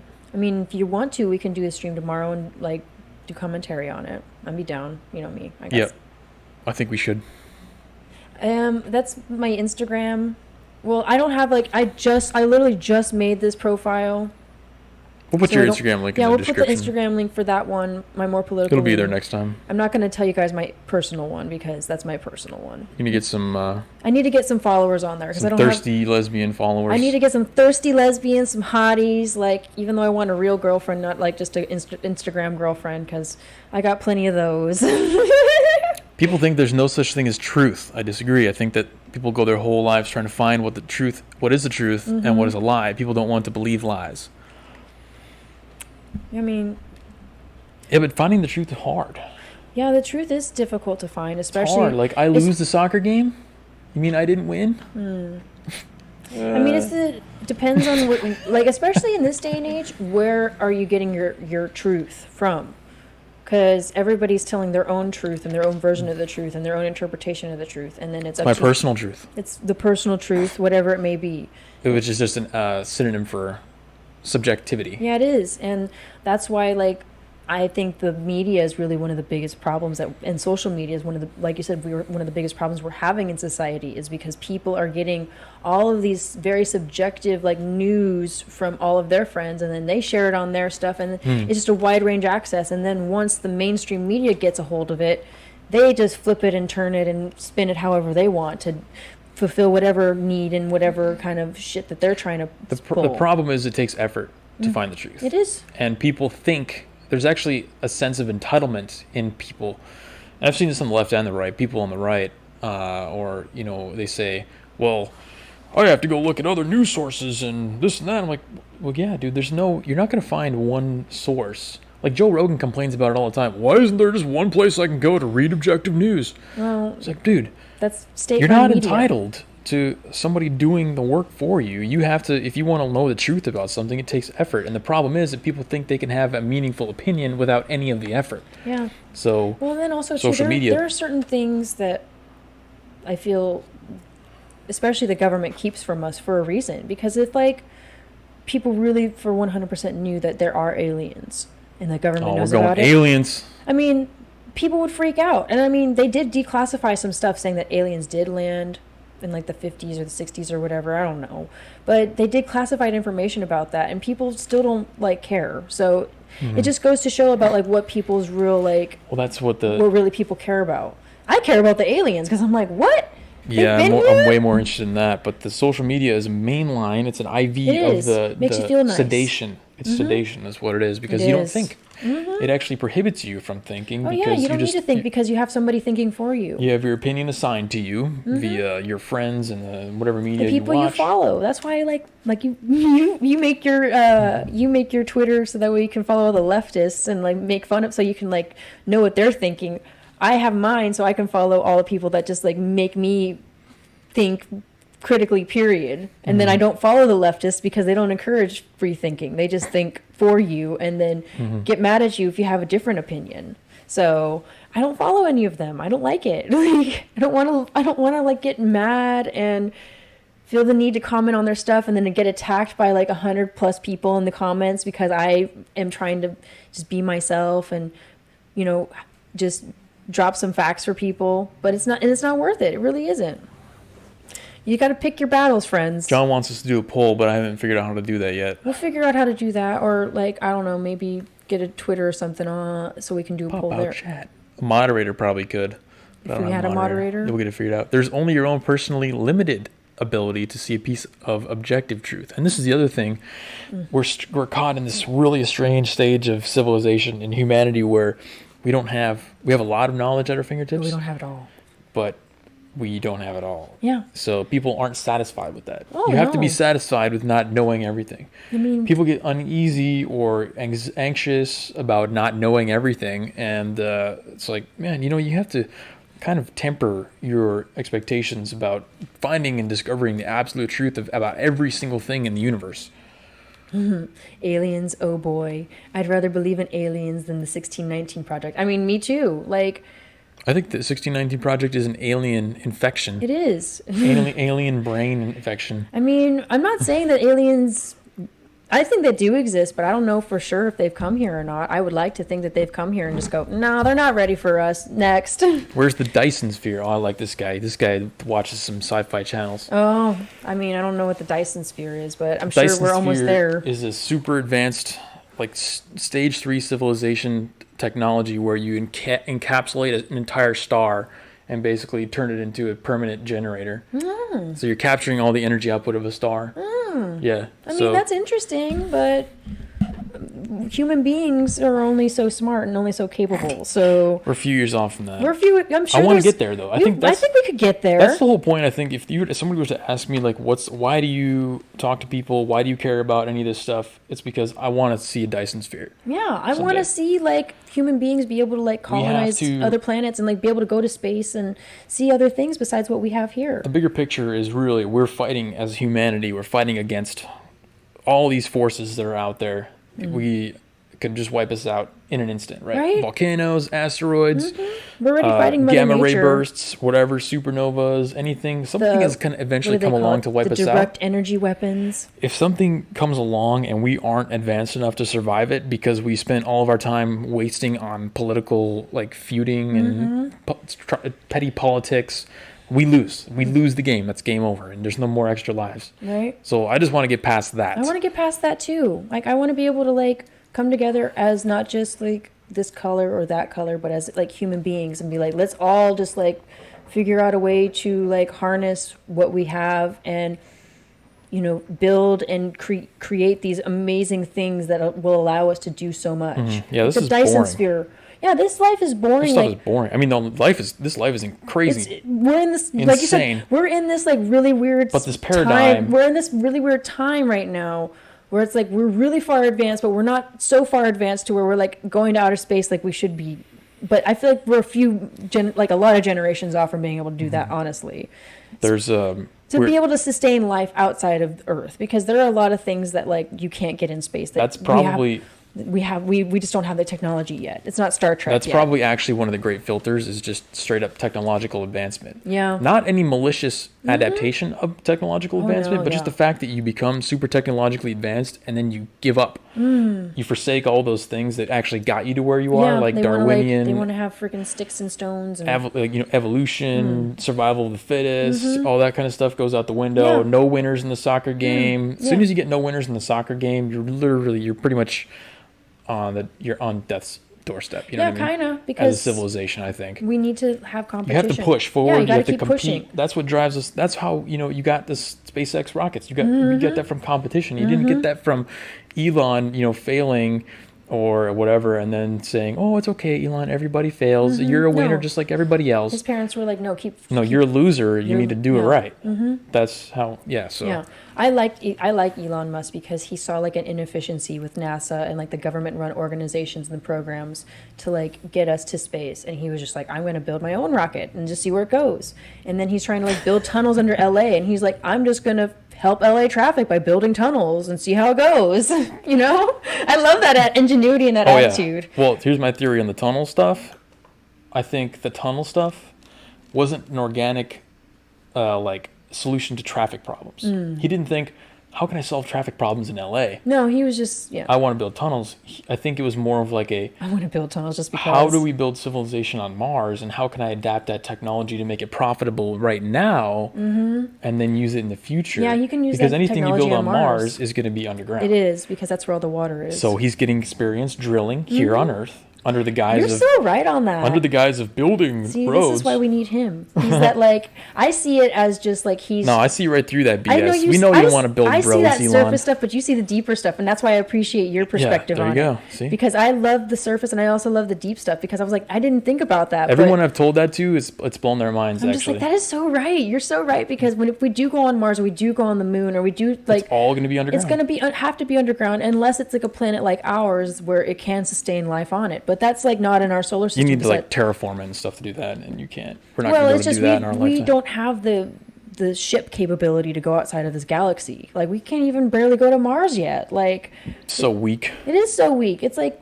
we were supposed to didn't George Bush want complaining we can't fly across the galaxy. We're sitting here with high speed internet streaming ourselves to right? 11 million people across the world. The millions and the millions of people. John says we're gonna have 2,000 viewers next time. Hopefully. Well, John, if you bring 2,000 people, you will get my personal commendations. Bring 1,000 with you, John. We can get it. Yeah. I mean, maybe we'll be able to figure out a way to do the poll like you requested, but I don't know if we. So, yeah, we'll figure that out. But maybe. So Dirk brings up the critical race theory stuff. And if you guys aren't aware, Trump just signed an executive order to remove critical race theory from government employment and any government contractors. So anyone who contracts with the government, they can't teach critical race theory stuff in there. God. And that is another one of those things that they're trying to implant to, it's like friction when you consider business to be like a physics equation. You have a certain amount of energy going in, and then you get an output. this critical race theory stuff is designed basically to just jam up the whole thing, make it less productive, waste resources on things that you're not going to do. Just make people think about stuff that it's like it's not necessary to think about. And, the socialists would say, well, you're just a capitalist. You only care about profit. And though that's actually quite accurate. That is quite accurate, yeah. That's what drives, that's how you get an iPhone. Yeah, that's how you get 5G. That's how we have, like, supercomputers. That's why you have and the internet you can come and complain on. Yeah, we have a public platform to complain on about, how stupid capitalism is. Yeah. And it's like, that's what baffles me is when all of the socialists complain about capitalism. And I'm like, oh, well, what kind of phone do you have? Mm-hmm.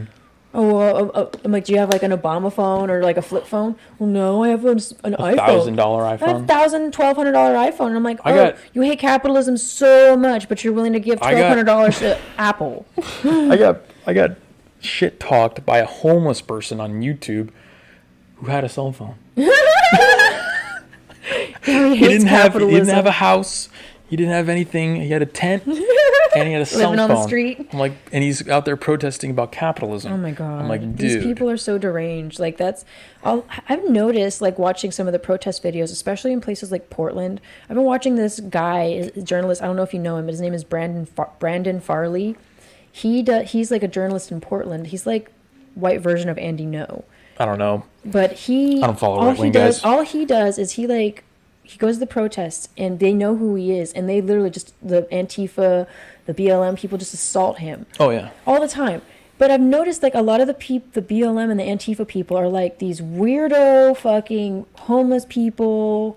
Oh, they're always just, like, really deranged, strange. Oh, just strange. Like some of them are like some of them are like hoes and just like total like you think I'm a degenerate. Like those are the real degenerates. Yeah, no. I say that jokingly with you. I know. Because when you compare you to them, I'm a total degenerate. You're like an angel compared to those people. Aww. It is disgusting. And I want to do a whole episode on that because I want to break down the psychology and I want to break down why and how people end up in that as Antifa. Because Andy Ngo, who's been, like you said, doing a lot of journalism stuff in Portland, he's been posting all these mugshots of all these guys when they get arrested.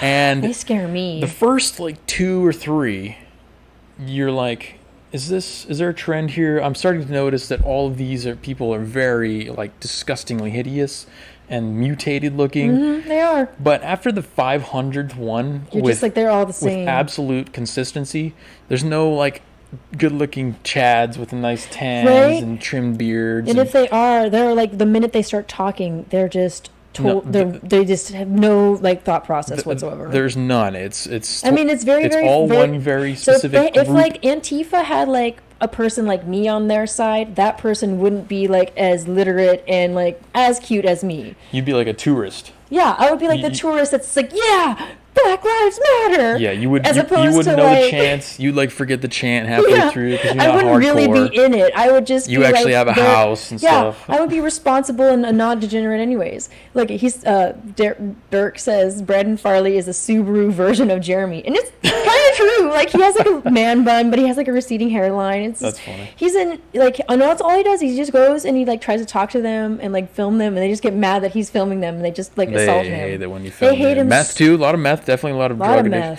Did you see there was a video in Portland of some guy filming over a highway overpass and there was a parking lot, pretty decent size. And they had a bunch of tents set up in there. Oh yeah. And he was like, This is where all the Antifa people sleep. And they had it like fenced in. Fenced in. Like a separate, like a Antifa hotel or something like that. Totally partitioned for them. It's like an empty parking lot that the city had bought for them and allows them to sleep in with their tents. And they all have like their tents are separated. That blew my mind. I'm like, is this state sponsored? It is state sponsored. It's city sponsored. City sponsored? Like they're like, it's almost like it's a tourist like attraction. You come here and then those are the pay the $150 for the Antifa package. You get to stay in your own little like that. Blue tarp tent in the parking lot, and then every night you get to go out and just blow shit up. They import the homeless and the vagrants that are like from other states, and they just aren't That's a good business, mentally all there, and then it's what they've been doing in California too. They import them, give them a place to stay, even if it's in a parking lot, in a tent,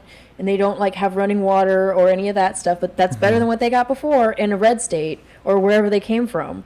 And then they blow crap up, and then when it's time, they move them to another state, and like they go and protest in like fucking Wisconsin, and they just put them on a bus and send them to Wisconsin or wherever. Yeah, it's a whole business, dude. Like the whole protesters is like all business nowadays. I just read about somebody who was from Portland got arrested out of state for another protest because you're right, they're just shipping them around. We've seen them like in there's been footage of them and like pulling up in like vans with out of state license plates, and not like just like nearby states, but like Oregon, across the country. Yeah. Like they're showing up in like California and Oregon. Trump was joking about, or he made some comments about planes full of people coming in with like masks and stuff. No, he was being serious. He was being dead serious. They import them in. The people they ship them wherever These are they need to go and protest and blow stuff up protesters. to fearmonger people into They're professionals. Voting. Yeah, this happens this is happening every 4 years. It's happening like every election cycle. This seems that resist crew over the last I don't know. I wouldn't even, would you say like this was happening in like Obama days, or is this like primarily just like Trump? Not this is really. what we're getting with Trump. Before 2016, it was mostly like the Occupy Wall Street stuff. Yeah, but it started out as Occupy Wall Street stuff, but it wasn't ever anything like this. It wasn't rioting. Yeah, it just grew and grew and grew, and now it's just gotten out of hand, and that's why I'm just not about it. Like, I'm excited to go to the Women's March, though, because we're probably going to encounter those folks. And seems a bit LARPy. Dude, have you seen... So, it is LARPy. It is LARPy. If you see the NFAC, the Not Effing Around Coalition, the black militia with the guns, and they all got the gear on. Like I said earlier, they're running through the streets. They're, like, stumbling on each other. They're not following each other. They accidentally shoot themselves all the time, apparently, because they have no muzzle. One round. It wasn't, like, a bunch of them. It was, like, one... I don't know. But anyways, somebody in chat said it happened like 4 times. So that's LARPy. If you see videos of people in LA last night, they had people who just like grab like a metal post or something, and they're just beating and they'll walk up to a window, a giant glass window, and they'll like yeah, they'll just hit it. This much force. They just want to let out their aggression that they're willing to like damage public property, and not like buy a freaking punching bag and do it the right way like most people do. Like jumping on fences and stuff like that, it's trying to tear down the fences in Portland. That was great footage. It's like instead of having healthy habits and like exercising and like having and meditating and like having healthy habits to do during the daytime, their way of like letting out their anger and their frustrations is by going out at night and like terrorizing and destroying property because they don't want to buy a punching bag or take some MMA or... Well, they don't have any other controlled stress. They don't have like an lives. outlet, like a normal outlet like everybody else. You know, you work out, and I'm starting to work out too. It's LARPy. It is super LARPy. Like they were trying to tear apart the fence in Portland, and somebody had a grinder that you used to cut metal, and it was like an electric one. It looked super weak, and he had it like this. I don't know if you've ever used a grinder before, but he was doing this to the wall. He was like... Oh my god. Yeah, he was like he was kind of scared to hold it there. No, he had no idea what he was doing. He just bought it. He had never even touched one of those. He just bought it and he saw it on TV. He was just like, I want to try it, and he saw it in the movies where he's like, oh, this is what they do in all the heist movies. They get a grinder and then they just cut right through the safe. So he's like, no, expecting it to be like a lightsaber, like, and then just cuts it in half. It's not a lightsaber. He didn't even get like 2 millimeters through. He's never actually like probably. It was hilarious. It's so LARPy. Used a power tool in his life. It's so LARPy. It is so LARPy. That is so true. Thank you for bringing that up. It says Portland is officially Antifa stan. That's true. That's super true because I feel like it's mostly Antifa.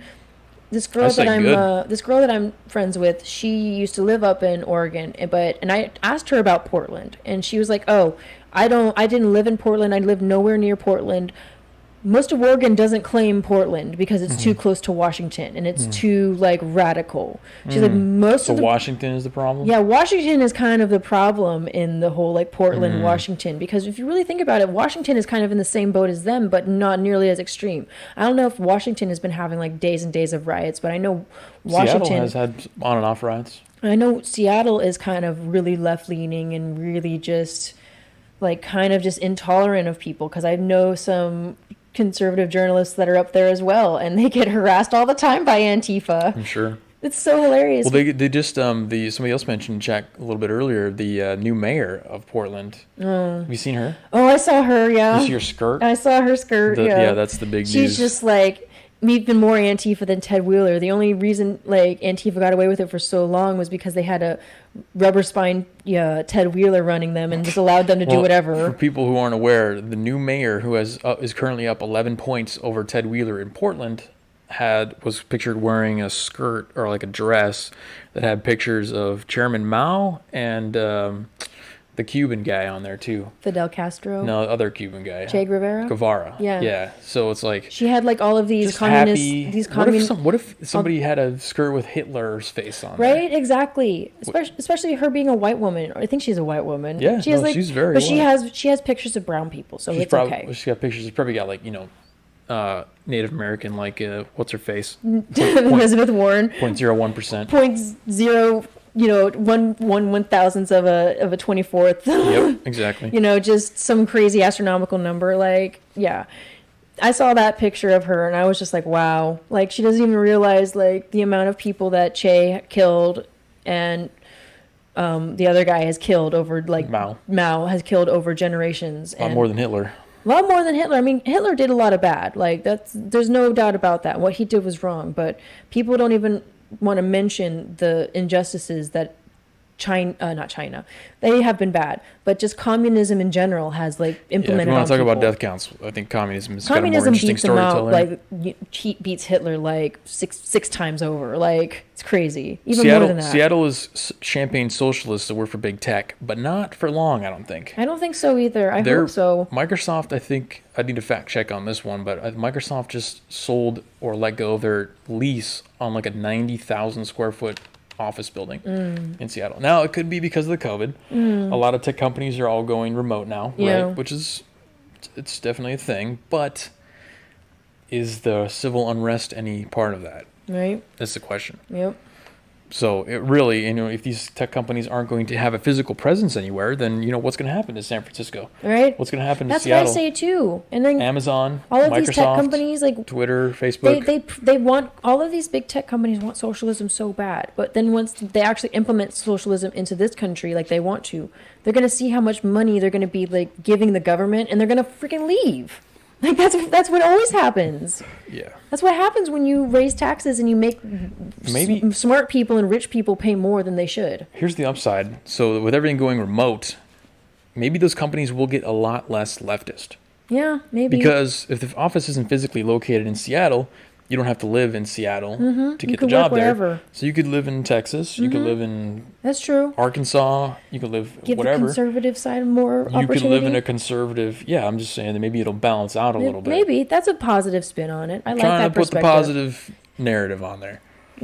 Yeah, I love it. That's why I like you, because you see that side, and I mean I see it too, and I need that perspective as well. That's why we're talking about I haven't heard anyone else say that take either. So Asians better wake up and realize they're next on the intersectional chopping block. They've already been cut off the intersectional chopping block. Are you kidding me? Like, oh my gosh, I feel so bad. With college admissions, they definitely got thrown under the bus quite a bit. They've been, and also too, like, most people don't even consider Asians minority anymore. Or like when it comes to like talking about issues with social stuff, like people ignore Asian stuff just because they're like, oh, they're all successful. It's like, yeah, that's true, but the stereotype is true. The stereotype is mostly true, but the Asian community suffers just as much as any other community. Maybe not as much because I don't know, their culture is pretty cool and sound. Like, well, they probably have a lot more. Their culture is probably superior to everyone else's. That's why. You don't even have to argue genetics. You don't have to go enter that sphere. Their culture is simply superior. If somebody's getting scolded for not getting an A in school, are they more likely to be Asian, white, Mexican, or black? I told you the story about Asian. Told you about my friend in high school. Like it's always Asian. She would freaking cry, bawl her eyes out if she would get like an A- on a test. Yeah. And she's like a straight A student. Because like, her parents have high expectations. Her parents had such high expectations of her that it's like you have to get an A+, otherwise you fail. And I'm over here just like I'm glad that I just get a passing grade of like a C or better. How bad is California to live in? Well, we kind of went over that earlier in the stream. I've lived here my whole life, and I mean it's been good, but it's just literally been within the last like I don't know, maybe like 10, 15 years when California's just kind of gone down the shitter. It's been But I remember being a kid, it didn't seem like it was that bad. And maybe that was just because I was a kid.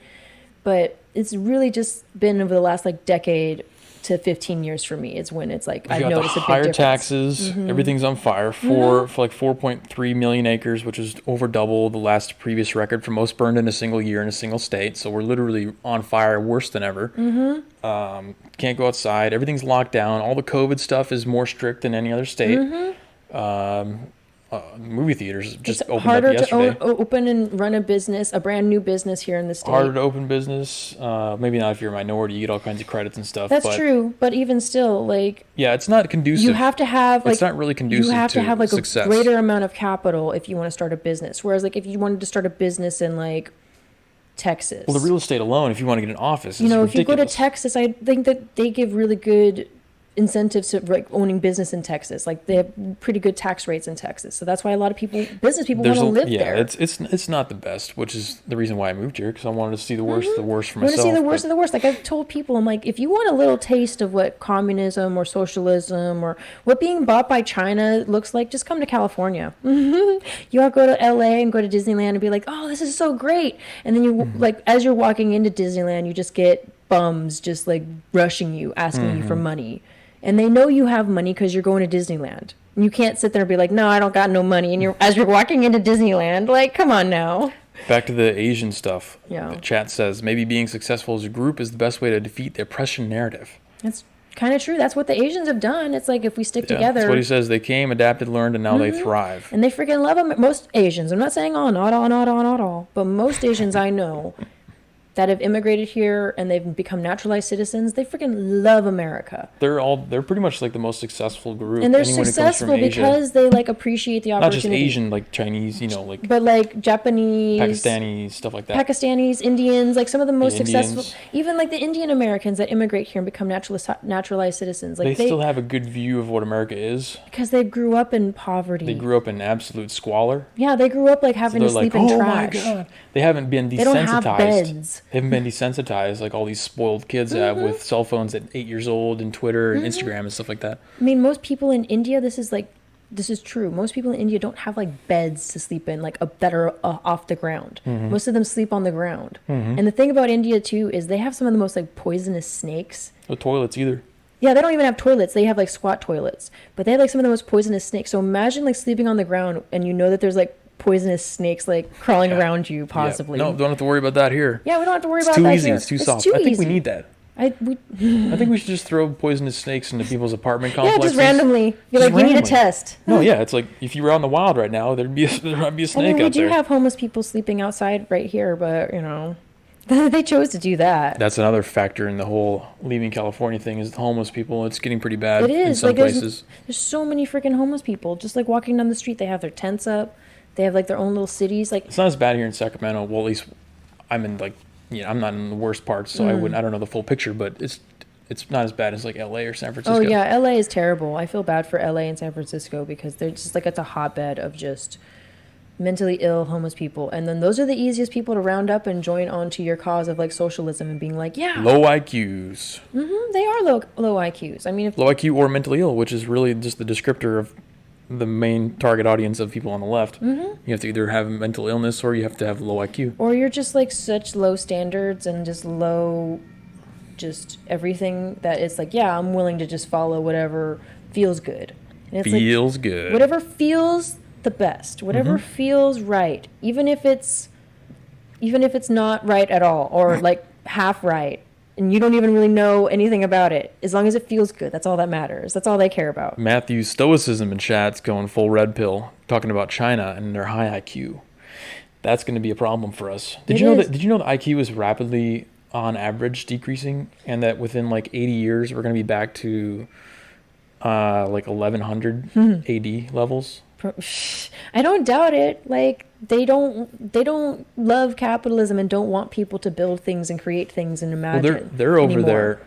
China's over there, and like whipping kids in schools and like forcing them to learn instruments and they spend all their time learning and working. And are they going to outcompete the American children who are raised on like? They're trying. Learning about gay and queer relationships in school. But I think for like these kids are learning engineering and other languages. These kids are learning about gay relationships. I think with China, it's just because they have such a large population that they have like a better chance of like having their 1 in a million in their country because they have so many people. Whereas like in America, they probably get more geniuses. It's not that they get not more. Not per capita because just overall. Yeah. They're going to have just because they have more people. Whereas and those are the people that really actually drive your civilization. Whereas like here in this country, like we have our one in a millions, and those 1 in a million people like drastically change the world. Mm-hmm. Like America innovation has been like top notch. Like where China lacks. Your Bezoses and your Elon Musks. Yeah, your Bezos and your Elon Musks and your Steve Jobs and even just like Alexander Graham Bell and you know just all of these like old people before the great minds that we have now came. Like they were innovators, and they didn't like they came from their countries to come to America. We're getting less of those. You notice that? We are. They're trying to come here. But they get put in the back of the line because of like all the people that don't want to be here legally and do it the right way. Yeah, so I think it's not unrealistic to say that China's going to outcompete us. They are. They're going to outcompete us. The curve is starting to turn. And then like think about it. China doesn't like accept a lot of immigrants either. It's not like people are flocking. They're probably super racist. They are super racist. They're super racist. Like there is provinces in China right now where if you're of a certain skin color, you're not allowed to go in. Oh yeah. To businesses. I believe it. It's terrible. Like I said, we could go do a whole thing on China and like the injustices of human rights that China has done on millions, if not billions, of people over generations. Here's a super unpopular opinion that's going to get me canceled. I think that our quest for infinite comfort and ease of life is the wrong direction. It is. I think you do need to have some harshness. Mm-hmm. You need to do some, I'm not going to get any specifics, but you have to have some harshness to the way that your society is run. Mm-hmm. Otherwise, look at, you get teaching kids how to, have homosexual relationships instead of engineering. Blood play and butt plugs. It's like, no, kids don't need to know about that stuff. Kids need to know about math, like real math, not know. Maybe it's a good thing that they don't have free speech. Might equal 4. No, 2 plus 2 equals 4. Yeah, we were talking about earlier. It's an experiment, and they might outcompete us. They're going to. If they outcompete us, do you have to then say communism is the right way to go? I don't think so. Clamping down on free speech is the right way to go? Like authoritarian government, is that the way to go? No, because if you think about it, because they're going to be on top. They have way more with that strategy. They have way more people, but like their quality of life isn't that great because they have so many freaking people. Their lives suck, but their country's on top. And that's the thing about like that people always quote about Cuba is that like Cuba has way better healthcare. Well, yeah, of course, if you ask every Cuban that's lived in Cuba their whole life and has never experienced anything else, if they're satisfied and they like the healthcare that they receive, of course they're going to say yeah. They get their rationed potatoes and. Yeah, it's like if you're only given like French fries and a cheeseburger every day, and somebody asks you if you ask their opinion on hot dogs, they're going to be like, oh well, I like hamburgers. So that's like how it is with Cuba. Like they've never experienced anything else, so of course they're going to be like, yeah, Cuban healthcare is the best, Cuban schools are the best, even though the kids don't really go to school. Dirk says that properly. He had the right terminology. It's the privilege of adversity. It is. It is the privilege of adversity. You have to have it. You have to lose the soccer game, kid. You got to lose every once in a while. You got to fail the test or do not. Otherwise, you get drag queen story time for the kids, which is what I don't agree with that drag queen story hour. If you don't lose the soccer game, you get drag queen story hour. Mm-hmm. That's pretty much it. Direct 1-to-1. It's a just here to there. Point A to point B. To point B. No stops in between. Thought process. When you don't keep score at soccer games, you get drag queens teaching your kids. That's it. That's in a nutshell. That's really if they did drag queen story hour, but for adults, I'd be down for that. But because it's for kids, I'm like, no. Anything you do to the kids is forcing all the kids. Exactly. That's the problem. That's what I don't like about it. Do drag queen story hour all day with adults, nobody cares. Yeah, but if you do it to the kids. If they did at a gay club or gay bar where drag queens are allowed. When it's not voluntary, it's. And they did a story hour. I would go to that. That would be fun. But because it's on kids and they're doing it like public, I know you wouldn't. You hate that shit. You don't have the option to go. Yeah. I think you should have the option to go. I mean, of course. I don't want to remove your option to go. No, if you want to, but if you don't, that's fine. Exactly. But I'm just saying, if they did it instead of like the drag queen story hour at like a public library for children, did it at like a gay bar where it's like that's where y'all belong. They do it in school sometimes too. No, that's the thing. No it's not voluntary at that point. Yeah, it's got to be voluntary. If it's voluntary, I'm cool. Do whatever you want. it out, then you're like looked at as a bigot. And it's like, no, I just don't want my kid to be read like a story by a freaking drag queen, because some of these drag queens scare me. Service guarantees citizenship. Would you like to know more? Have you seen Starship Troopers? Oh my god. So I'm a huge sci-fi nerd, and this is what he's referring to with that quote: service guarantees citizenship. That's with Neil Patrick Harris, right? Yes. Yeah. I've seen it. I've not seen it, but I've heard of it. In the Starship Troopers universe, it's supposedly a fascist government and all that, but all you have to do is serve to fight the bugs, and then you get a citizenship. Okay. You have to earn the privilege. So you're just constantly fighting bugs? Well, not constantly. You go, you serve, and then like right now, if you went to the military, it's the same thing like in Israel. You go serve. I think that's how it works in Israel anyway. You mandatory service, and then you're a citizen or whatever. So it doesn't matter which your skin color. Like they can. That's why there's like a. Well, I don't know the details on it, but it's there's like a bunch like of different types of like people who are like, you know, Israel citizens and stuff like that. That's why like when people say that Israel's racist, I'm like, how? There's like all kinds of different people there. Like how? Like I'm just not seeing it. I think we need to have some kind of system of like, you know, earning it. That's what I agree too. Like my great grandpa, when he immigrated here back in like it was after World War II.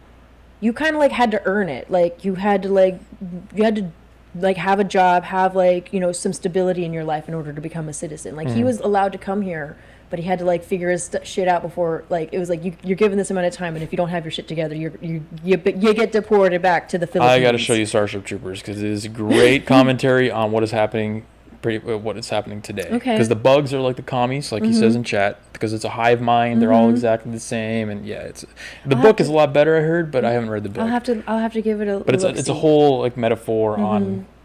I have to give it a look-see. I mean, I've heard of it, and I do like Neil Patrick Harris, so there we go. I'll have to give it a look-see. I've just seen some stuff with him that it's just like this is stupid and weird. Like, what was that one that he did? It was like a musical. And it was just so stupid. Like I would definitely not know the answer to that. Probably you wouldn't know. Like my friend showed it to me, and I got like this was when I first started smoking weed too. So like imagine trying to like watch something when you're hella high for like one of the first few times you're ever high, and you're watching like a musical Sounds movie horrific. where you're just like this is. I mean, I love musicals, but only if I like. Only if the music's good and engaging, whereas like this music just wasn't good. What is the moral difference, if any, between a civilian and a citizen? A civilian, I mean, isn't like a citizen like either they're either born here or they've come here and they've assimilated properly and done the whole shebang to become a citizen, whereas like a civilian's kind of the same thing, but I don't know, I don't know if there's an actual objective answer that you're really supposed to have for isn't. that, but if it's like a what do you think the difference is? I think the difference is duty. Yeah. A citizen is demonstrated or is performing a duty. Citizen would be willing to like stand up and fight for their country if needed, whereas like a civilian they're not really like, they don't feel like they're a part of it. Like if I was like in France and like war broke out, I wouldn't consider myself a citizen and wouldn't want to like stand up and fight for that country. I would be like, no, this isn't mine. Like, get off me. I don't care about this place. I don't care about Get out of here. I don't care about this crappy place. That's how I feel about California. It's like I'm just gonna run while the ship is sinking, like Jack Sparrow and Pirates of the Caribbean. The ship is just like the ship is sinking and he just like hops off on the dock. Step right off, all happy. All right, that was fun. I could see you doing that. Once they sell it out to China, you're like, okay, deuces, bye. That was awesome ride. Get all my crap and go up the hill. Especially here in California, we just go up the hill 2 hours and we're in Nevada. So there you go.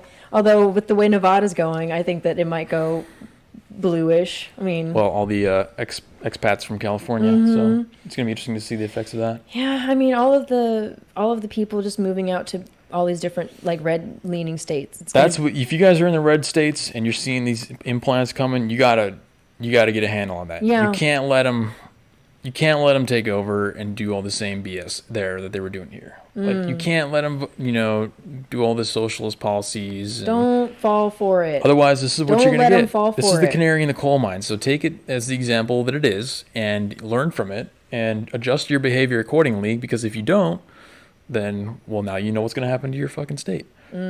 Yeah. You just look at California. If you want, like, that's what I don't like about certain people when it comes when they talk about politics, because they're like blue no matter who, or red no matter what either. And it's like, no, it shouldn't matter what color they are. Look at who they are, what policies they have, what do they want to implement. If they want to implement socialism by taxing people higher, you need to get a handle on that, especially if you're like in a lower populated state. I think in California we get away with it much more because there was a cushion because of the large economy. We have a large economy, and we have the most people out of all the 50 states. Biggest tax base. We have the biggest tax base. So of course we're going to be like, yeah, it's tax more and like give people all kinds of free crap, even though I want free crap. I want free crap too. I don't blame them. They're just dumb. The citizen accepts personal responsibility for the safety in the body policy, defending it with life. A civilian does not. I agree. I kind of agree with that. Like I said, a civilian would like step up and like fight, and citizen. Like a citizen. Yes, a citizen. Sorry, citizen would like stand up and fight, and like cares about and like really has like a true kind of understanding about their responsibility, whereas a civilian doesn't. And especially like if a French person, like to bring back France, a French person comes over here. They're not like citizen. They don't understand American politics and the rules or anything like that. I'm sure if like China invaded, they would be like, I'm not going to stand up and fight for you guys. No. Like, no. Yeah, no, they wouldn't care. They wouldn't care. Like, it's not their responsibility because they don't consider themselves a citizen of the United States. Oh, Popo. We got that urban sound, you guys. Something's going down. Something's going down. I love it. Well, we're just at 2 hours. Yeah. I think we should wrap it up. I think so, especially if we're going to do a VP stream tomorrow. Yeah, I would like to. I would enjoy doing. Oh, yeah. So 6 p.m. here. You guys can expect us back here at 6 for the VP debate tomorrow. We'll do commentary the same way we did on the presidential debate. I think it actually might be a little bit more interesting. I think so, too. Because Kamala's the real candidate, right? I mean, Kamala's really the one who's running for president, not Trump. Well, not Biden. That's true. For the Democrats, this is the real. Like, that's who they really debate. Have their hope in. But what gets me, it's like they had their chance to nominate her, but they didn't. Oh, we'll talk about that. Like that's and much more. I mean, we'll talk about that, yeah, for sure. Tomorrow night, Weekly Narrative. We'll be back 6 p.m. tomorrow. Yeah, 6 p.m. Join us for the VP stream if you want to hang out for that. Otherwise, what about see you Thursday or Friday? Yeah, Thursday or Friday, either one of those days. Thanks for joining us. If you guys want to subscribe, share, all that stuff. It'll help us beat the YouTube overlords. And, help us not get banned, hopefully. So we'll see you later. Yep.